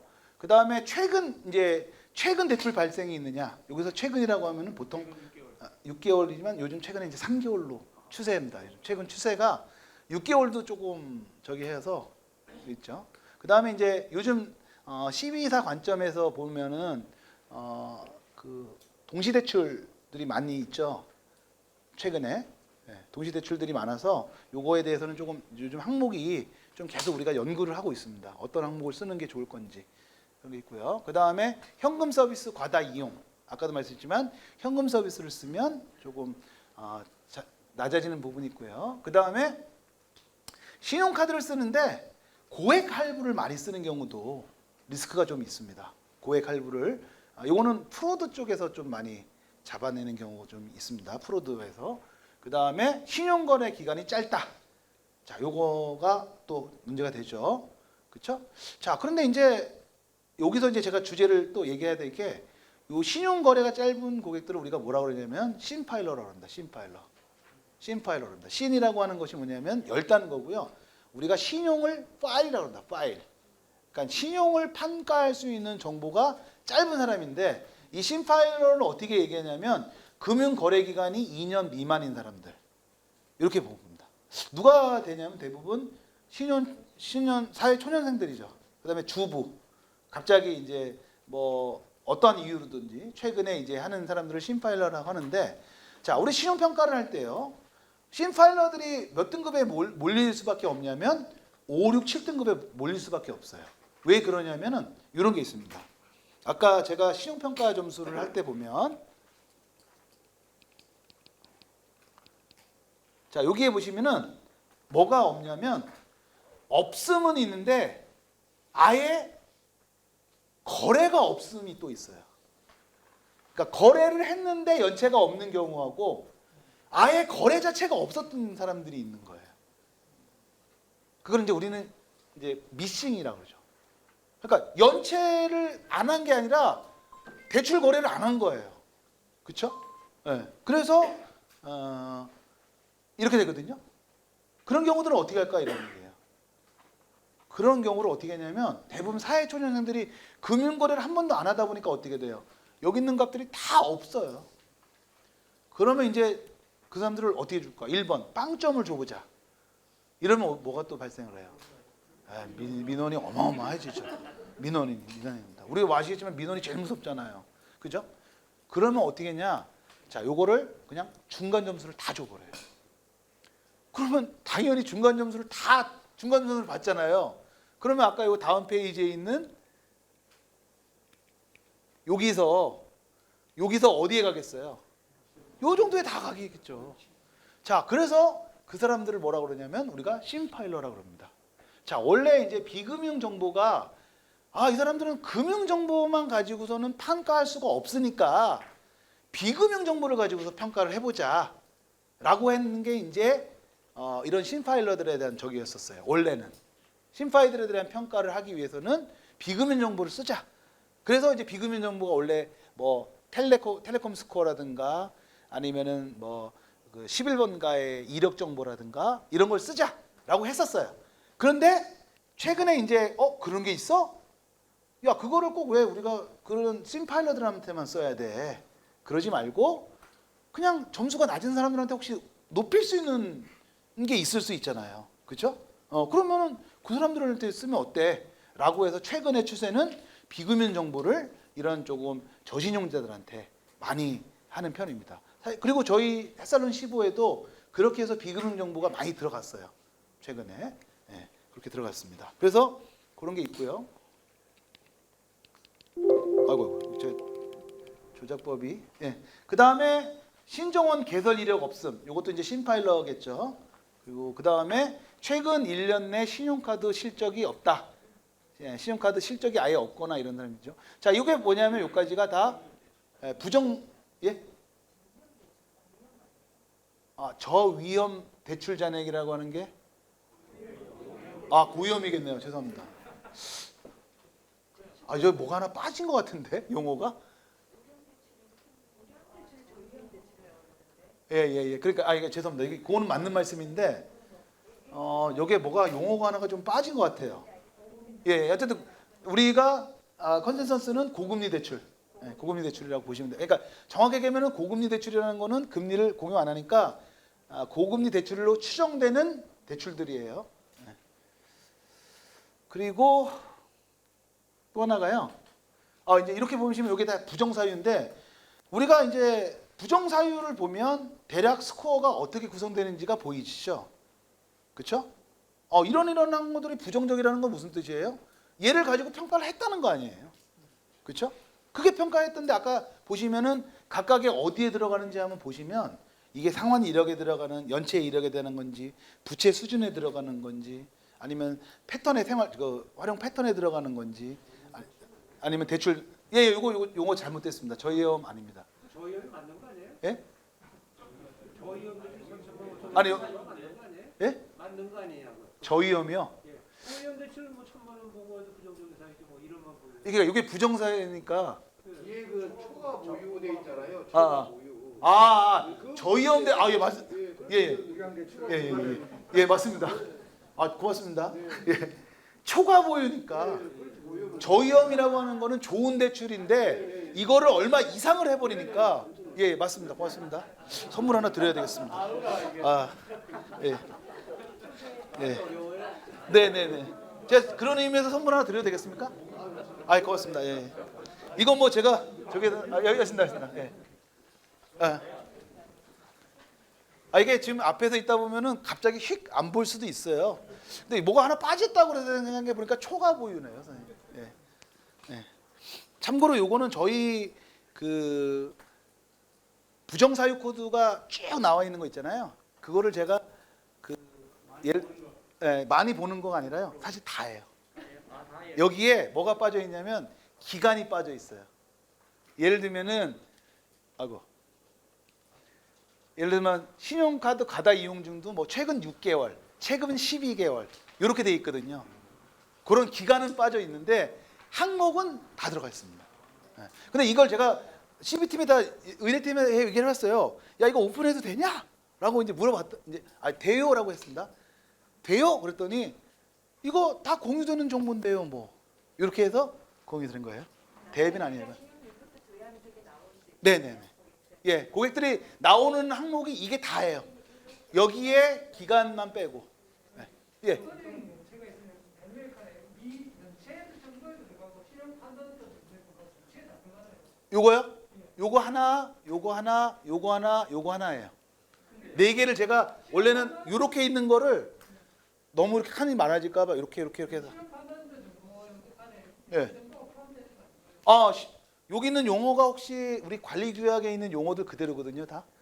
신용도 판단 정보하고 공공 정보하고 미해 정보하고 미해자 연체 정보가 서로 다 한 책자씩 있습니다. 예. 예. KCB 같은 경우 보면 지금 세 개가 네. 하나로 딱 묶어 놓아요. 아, 그래요? 그러다 보니까 이게 진짜 신용도 판단에 대해서 문제가 생긴 건지 아. 기회에 대해서 문제가 생긴지. 저희는 요거가 지금 원래 4줄인데 제가 편집을 하면서 한 줄로 만들었어요. 예. 그럼 가까워 온다는 예, 얘기죠. 예. 그럼 좋네. 네, 네. 저희는 한꺼번에 하고 있습니다. 네. 다행입니다. 만약에 이거 하나로 했으면 또 그렇게 되니까요. 예. 알겠습니다. 저는 사실은 지금 우리 기획 제가 보니까 오늘 우리 운영팀에서 와서 강의를 했어야지 좀 신랄하게 조금 우리 CB 정보에 대해서 비판을 받을 것 같아요. 제가 가서 얘기하면 분명히 네가 강의를 잘못해서 그랬을 거라고 분명히 그럴 것 같아서 그렇습니다. 예, 총알바지. 그 다음에 이제 긍정 사유는 보시면 알겠지만 보세요. 부정 사유는 저렇게 많은데 긍정 사유는 몇 개 없어요. 보시면 뭐 시비 연체가 없다. 반대죠, 뭐 그죠? 그 다음에 채무 상환에 대한 부담이 없다. 그죠? 이건 뭐겠어요? 아까 여기 있던 요거겠죠. 저위험 대출 위주로 뭐 얼마 이하 있는 경우겠죠. 반대겠죠. 그 다음에 오랜 신용 보유를 하고 있겠죠. 그죠? 이건 어떻게 만들어질까요? 그 세 개는. 이 세 개는 어떻게 만들어질까요? 우리가 스코어마다 뭐가 있어요? 점수가 있죠. 그러면 어떻게 해요? 스코어마다 점수가 쭉 있으면은 그 중에서 점수 중에서 가장 높게 받은 점수 3개. 항목이 14개니까. 그 다음에 가장 낮게 점수 받은 거 3개를 써서 하면 되는 겁니다. 네. 이렇게 보시면 돼요. 그러니까 이게 전부가 아니에요. 왜냐면 평가 항목이 몇 개 정도 된다 그랬죠? 보통 14개 정도 됩니다. 저희 햇살론 15는 12개로 구성을 했어요. 근데 이제 제가 이건 여담이지만 뭐 우리 여기 계신 분들 다 막 공감하실 거였는데 저희는 사실 연체율이 너무 높아요. 그렇죠? 예, 고객들이 다 너무 저신용자다 보니까 저 스코어 카드 개발하면서 되게 힘들었어요. 왜냐면 다 모든 사람이 거의 불량이다 보니까 되게 좀 힘들었었습니다. 그런데 여기에서 네. 그런 것이 그 긍정 부정 사이에서 보시면은 네네네. 저금리 대출한 용어가 나오고 예. 저위험 대출한 용어가 나온다는 얘기는 네. 결국 금리를 반영을 하신다는 얘기 아니에요? 기관으로다가 본다고 계속 말씀드렸습니다. 예. 1금융권 대출로다 보시면 되는데 1금융권 대출 이렇게 쓰기가 뭐하잖아요. 그러니까 그냥 저위험 대출이라고 판단하는 정보들이 있습니다. 혹은 또 이런 것도 있습니다. 저위험이라고 하는 것 중에서는 담보대출일 수도 있죠. 근데 지금은 그 예. KCB 같은 건 저금리, 중금리, 고금리라는 용어를 많이 쓰고 있단 말이에요. 네네네네. 저금리, 예. 용어를. 제가 확인은 하겠지만은요. 확인은 할게요. 저도 가서 저희도 지금 금리를 공유하고 있느냐 했지만 사실 제가 은행 나온 지 1년도 안 돼요 아직.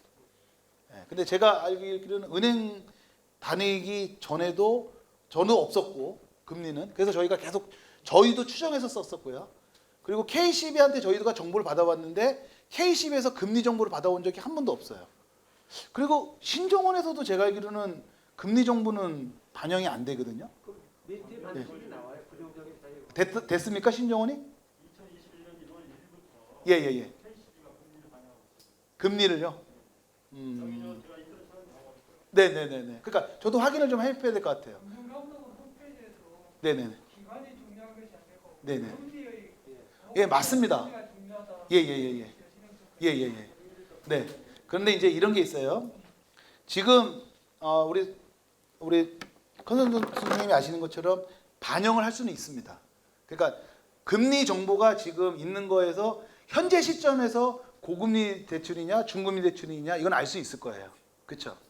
자, 근데 얘를 가지고서 평가를 하려면 평가를 해야 되잖아요. 이게 지금 2022년 1월부터 저희가 공유를 했다고 칠게요. 근데 신용평가 항목에 그걸 어떻게 반영을 하죠? 왜냐하면 스코어 카드를 만들려면 몇 년치 정보가 최소한 필요하냐면은 최소한 3년치 정보가 과거에 있어야 돼요. 왜냐하면 신용 정보라고 하는 게 이제 뭐가 필요하냐면은 불량이라는 태그를 붙여야 되잖아요. 그러려면은 최소한 1년이라는 관측 기간이 필요해요. 그래서 제가 볼 때는 뭐 고금리 대출이다. 예를 들면 금리 낮다. 그럼 걔가 얼만큼 위험해져?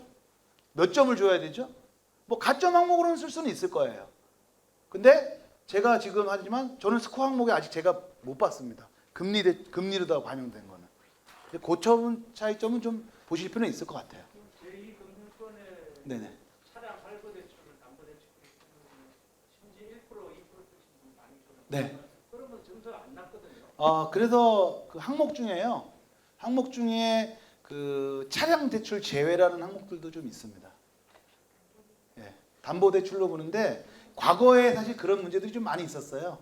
그러니까 신차 할부 같은 경우들이 조금 이거 차량 할 때 하는 건데 이거 1%밖에 안 되고 뭐 1.5%밖에 안 되는데 좀 하는 게 있는데 그 항목이 유의하면 아마 들어갔을 것이고요. 대부분 이제 그 차량 대출 신차 할부 제외라는 항목이 또 만들어졌거든요. 그래서 아마 그런 항목이 들어갔다 그러면은 되는데 그 항목이 반영됐는지는 사실 저도 잘 모르겠습니다.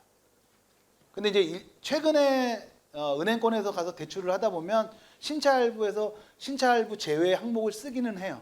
이금융권 대출 중에서 주택담보대출하고 신차 할부는 빼요. 이금융권이라고 하더라도 그런 경우가 있습니다. 예. 그리고 제가 그 모든 상황을 다 알지는 못하고 스코어 카드를 만들면서 쓰는 항목들이기 때문에 예를 들면은 뭐 어느 금융기관은 이걸 쓰고 어느 금융기관은 이렇게 쓰고 하거든요. 그래서 항목 좀 약간 좀 차이점은 좀 있어요. 네. 보시면 될 것 같고요. 자, 그다음에 이제 신용 점수 관리 방법인데요. 팀장님 5시까지 아니에요? 그죠? 5분 남았는데 그냥 계속 하시죠. 예? 저희 다음에 또 다음 일정이 있어가지고 네. 그러면 요거로 사실 중간에 중요한 것만 말씀을 좀 드리면 자, 일단 연체 공유 기준에 대해서 명확하게 알고 계셔야 돼요. 영업일 기준에 5일 이상이랑 10만 원이고 그다음에 연체 정보가 신용점수에 반영되는 기간이 과거에는 12개월이 좀 많았는데 최근에는 6개월이 좀 많습니다. 연체에 대해서는. 그럼 무슨 얘기냐면 결국은 최소한 연체를 하셨으면 6개월은 잘 참으셔야 돼요. 반영이 되려면 그렇게 되는 거고 그다음에 연체한 경우는 금액이 큰 거. 왜 그렇죠? 왜냐면 우리가 연체 금액이라는 항목도 있거든요. 그다음에 오래된 거, 연체 기간이라는 게 있어요. 그렇기 때문에 그런 것부터 하는 것이 유리하다. 연체에 관련된 거는요. 그다음에 카드는 가장 오래된 카드는 가급적 해지 않는 것이 좋죠. 아까 말씀을 드렸던 것처럼. 그다음에 체크카드가 신용카드보다 유리한 게 왜 그러냐면 최근에 패턴이 그래요. 신용카드, 체크카드로다가 돌아선 고객들이 의외로 많습니다. 근데 그 사람들이 신용도가 좋아요. 사실 그렇잖아요. 우리도 체크카드 쓴다는 게 뭐예요? 어느 정도 잔고가 있으니까 그런 거잖아요. 그러다 보니까 좋다 보니까 요즘 항목이 그런 항목들이 많이 만들어지고 있습니다. 실질적으로. 그 다음에 한도 소진율 계산 방법은 각 카드사의 한도 소진율에 대한 평균을 하는 거거나 아니면 한도 합계로 하는 방법 두 가지가 다 있다.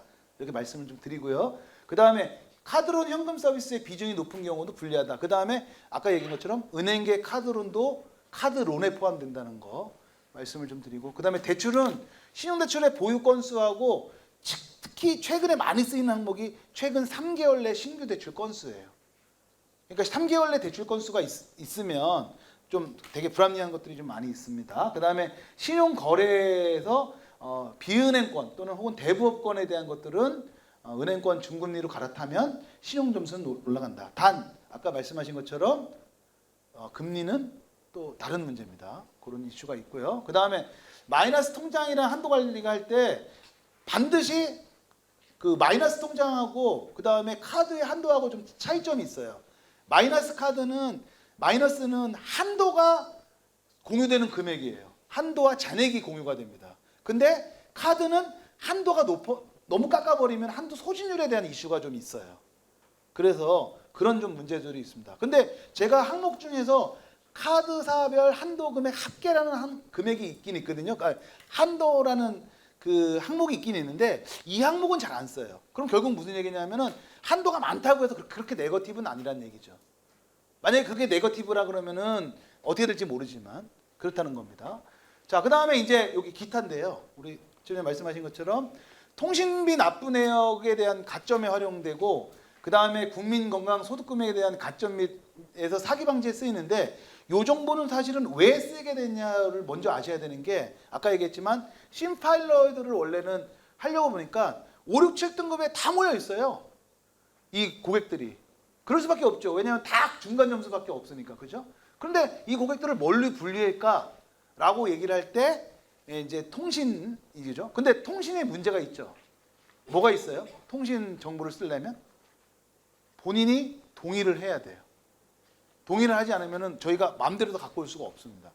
그렇기 때문에 전 국민 스코어에 넣을 수가 없는 거예요.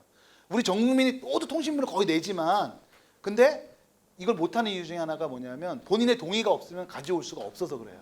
그렇죠? 그리고 저희도 이 통신비 점수 텔코 스코어가 반영이 되지만 아마 동의가 없으면 우리 햇살론 15에서도 갖고 올 수가 없는 걸로 알고 있습니다. 제가 알기로는 그런 문제가 있고 그 다음에 통신비는 의외로 변별력이 상당히 좋습니다.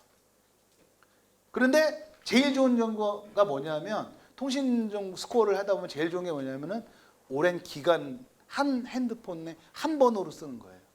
그게 뭐냐면 핸드폰 유지 기간이라는 게 있습니다. 번호 유지 기간. 요게 상당히 좋습니다.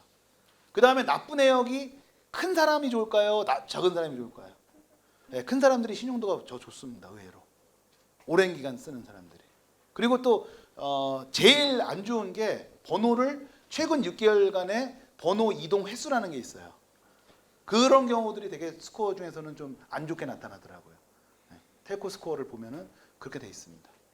자, 그 다음에 이제는 그 국민연금 건강보험 소득증명 공유인데 요거는 지금 아시겠지만 저희가 동의를 해서 얻어올 수밖에 없어요. 다 모두 이제 우리가 공공정보들은 좀 공유됐으면 좋은데 아직은 공유될 수 있는 것들이 없습니다. 그러다 보니까 자, 제한적일 수밖에 없어요. 아까도 말했지만 우리 스코어라는 게 뭐냐면 전 국민을 상대로다가 모두 스코어를 내야 되거든요. 근데 일부에 대한 정보로만 가지고서는 낼 수가 없어요. 일부 가지고 있는 정보로만 할 수가 없어요. 그러다 보면 어떻게 해야 되냐면 이런 사람들은 다 이런 정보들은 다 가점 정보로밖에 활용할 수가 없다. 이렇게 보시면 될 것 같습니다. 이거는 좀 다음번 주제로다가 제가 한번 더 잡을 될 것 같아요. 그죠? 네. 혹시 렌탈료 같은 이런 분들도 반영이 되나요? 렌탈료를 반영하려면은 렌탈 회사가 어디서부터 정의를 해야 돼요? 예, 안 됩니다. 예.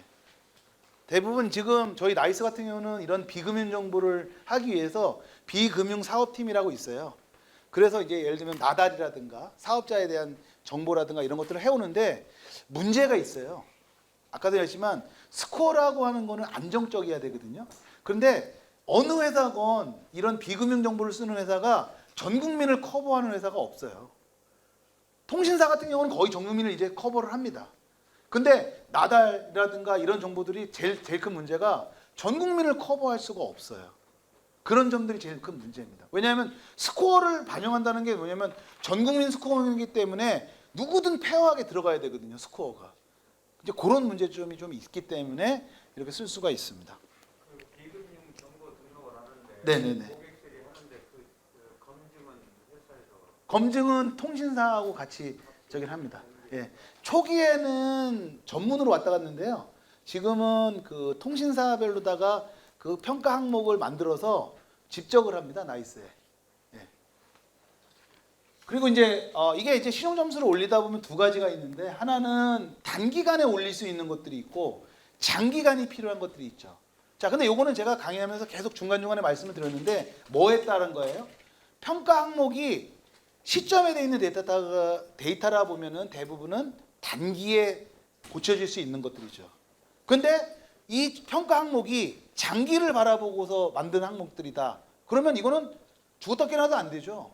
예를 들어 우리가 속된 말로 뭐예요? 대통령이 와도 안 돼요. 이건 어쩔 수가 없습니다. 기간이 지나야 됩니다. 기간이. 그죠? 그럼 뭐냐? 단기로 쓸 수 있는 항목들이 뭐냐면 신용카드 한도 금액. 이런 거는 바로바로 되거든요. 한도 소진율은. 한도 소진율은 매월 15일마다 한 번씩 바뀌어지니까 한 번씩 바뀌어질 수 있어요. 두 번째는 사용하지 않는 마이너스 대출 같은 경우는 아까도 얘기했지만 마이너스 대출 같은 경우는 아까도 한도 금액을 가지고서 저기 공유가 되거든요. 그럼 이거 굳이 없는 게 낫죠. 그렇죠? 그게 하나만 지난해 같은 경우 내 신용정보가 나올 때 네네네. 마이너스 대출을 한도에 있는데 많이 사용 안 하기 때문에 예. 긍정적용이라고 해서 많이 써서요? 마이너스 대출을 네. 한도는 많이 있는데 이력인데 네. 거의 사용을 안 한다고 예. 플러스적이라고 그렇게 내 신용정보를 그러니까 평가 항목이 두 가지가 있어요. 하나는 대출 금액이라는 거에는 한도 금액으로 들어가고요. 그 다음에 한도 소진율, 마이너스 한도 소진율이라는 항목이 있어요. 근데 예를 들어서 지금 한도 소진율이라는 항목이 지금 들어가 있다고 치면 지금 말씀하신 것처럼 그렇게 갈 거고요. 근데 한도 금액에서는 마이너스를 받겠죠. 대출 금액에서는. 네, 전체를 보니까. 그런 차이점이 있는 거예요. 그러니까 아까도 계속 말씀드리지만 이게 데이터라고 하는 항목이라는 게 뭐 하나 가지고서 이렇게 이거 이러면 돼 무조건 돼 이런 건 제가 볼 때는 없을 것 같아요. 그래서 항목을 좀 보시고 우리 신용정보 신용 보고서를 보면 대부분 우리 이제 얼추 알잖아요. 이분이 어디서 깎이고 있는지. 오늘 또 제가 공유드리는 이런 정보들을 보시면 아마 좀 더 이해가 됐을 것 같고요. 그 다음에 대부업체들은 특히나 또 이런 문제가 좀 있습니다. 그리고 아까 햇살론 15를 활용하는 게 좋다. 근데 이 부분도 또 고객의 좀 약간 편익이 좀 다를 수 있고요. 그 다음에 현금 카드론하고 현금 서비스는 대출로 전환하는 것이 훨씬 좋습니다. 그 다음에 그 비금융 정보 반영에 대한 신청에서 대출 플랫폼에서 하면 다 할 수 있죠. 이런 것들도 하면 가점 항목을 받을 수 있다는 거 하시면 되고요. 그 다음에 장기간에 하는 것들은 오랜간 보는 평가 항목들인데 그게 뭐냐면 연체. 그 다음에 할부나 현금 서비스는 약간 조금 쓰지 않는 게 좋고요. 그 다음에 왜냐하면 이런 거는 현금 서비스만 해도 대부분 6개월을 봐요. 최근 6개월 내 현금 서비스 사용 횟수, 뭐 기간, 금액 이렇게 보거든요. 그렇기 때문에 뭐 나 어제 끊었는데 안 그렇습니다. 6개월간 보기 때문에 그런 것들이 있고요. 그 다음에 제일 중요한 게 본인 신용 정보를 계속 트레이스 하다 보면 아까 제가 본 것처럼 제 점수에 대한 게 보이잖아요. 그럼 어느 항목인지 제가 바뀐 걸 제가 제일 잘 알잖아요. 아까 얘기했지만 제가 신용 정보를 많이 조회를 하다 저는 거의 매일 조회를 하거든요. 저를 아시겠지만 이제 조회 정보는 이제 그 반영은 안 됩니다. 그죠? 근데 사실은 프로더 쪽에서는 봅니다. 프로더 쪽에서는 조회가 동시 조회 건수가 너무 많으면 프로더 쪽에서는 좀 나쁘게 봐요. 그거를. 네. 그러니까 신용 평가에는 반영은 안 해요. 법으로 금지돼 있기 때문에. 근데 그게 무조건 저기 한 건 아니에요. 잦은 신용 조회를 하면은 특히나 동시다발적으로 해버리면 그거는 프로더 쪽에서 약간 좀 이상징후로 보는 경우가 있습니다. 그걸 보시면 되고 그 다음에 대출 포트폴리오를 관리할 때 신용대출의 비용, 그 다음에 금융기관은 어느 금융기관을 쓸 건지 이런 것들도 조금 컨설팅 하실 때 장기로 말씀해 줄 수 있는 겁니다. 그 다음에 뭐 이거는 다 이제 마지막 장인데요. 신용등급이 뭐에 쓰시는지 다 아시잖아요, 그죠? 한도와 금리를 결정할 때 이렇게 쓰이는데 차이가 많이 있다는 거 이렇게 하시면 될 것 같습니다. 마지막은 너무 급하게 한 것 같아요. 원래는 제가 하고 싶은 얘기를 쭉 한 다음에 Q&A 시간을 좀 했으면 좋은데 중간에 좀 Q&A가 좀 많이 있어서 그런 것 같습니다. 혹시 시간은 괜찮나요, 팀장님? 신용 지금 다 뒤에 분이 좀 기다리신다 그래서 지금 기다리신다고 하니까 예. 혹시 뭐 다음번에 제가요 또 기회가 있으면 와서 할 테니까요. 오늘 한 내용 중에서 제가 너무나도 잘못됐거나 혹은 그런 내용 있으시면 다음에 말씀해 주시면 제가 또 반영을 하겠습니다. 네, 오늘 수고 많으셨습니다. 네.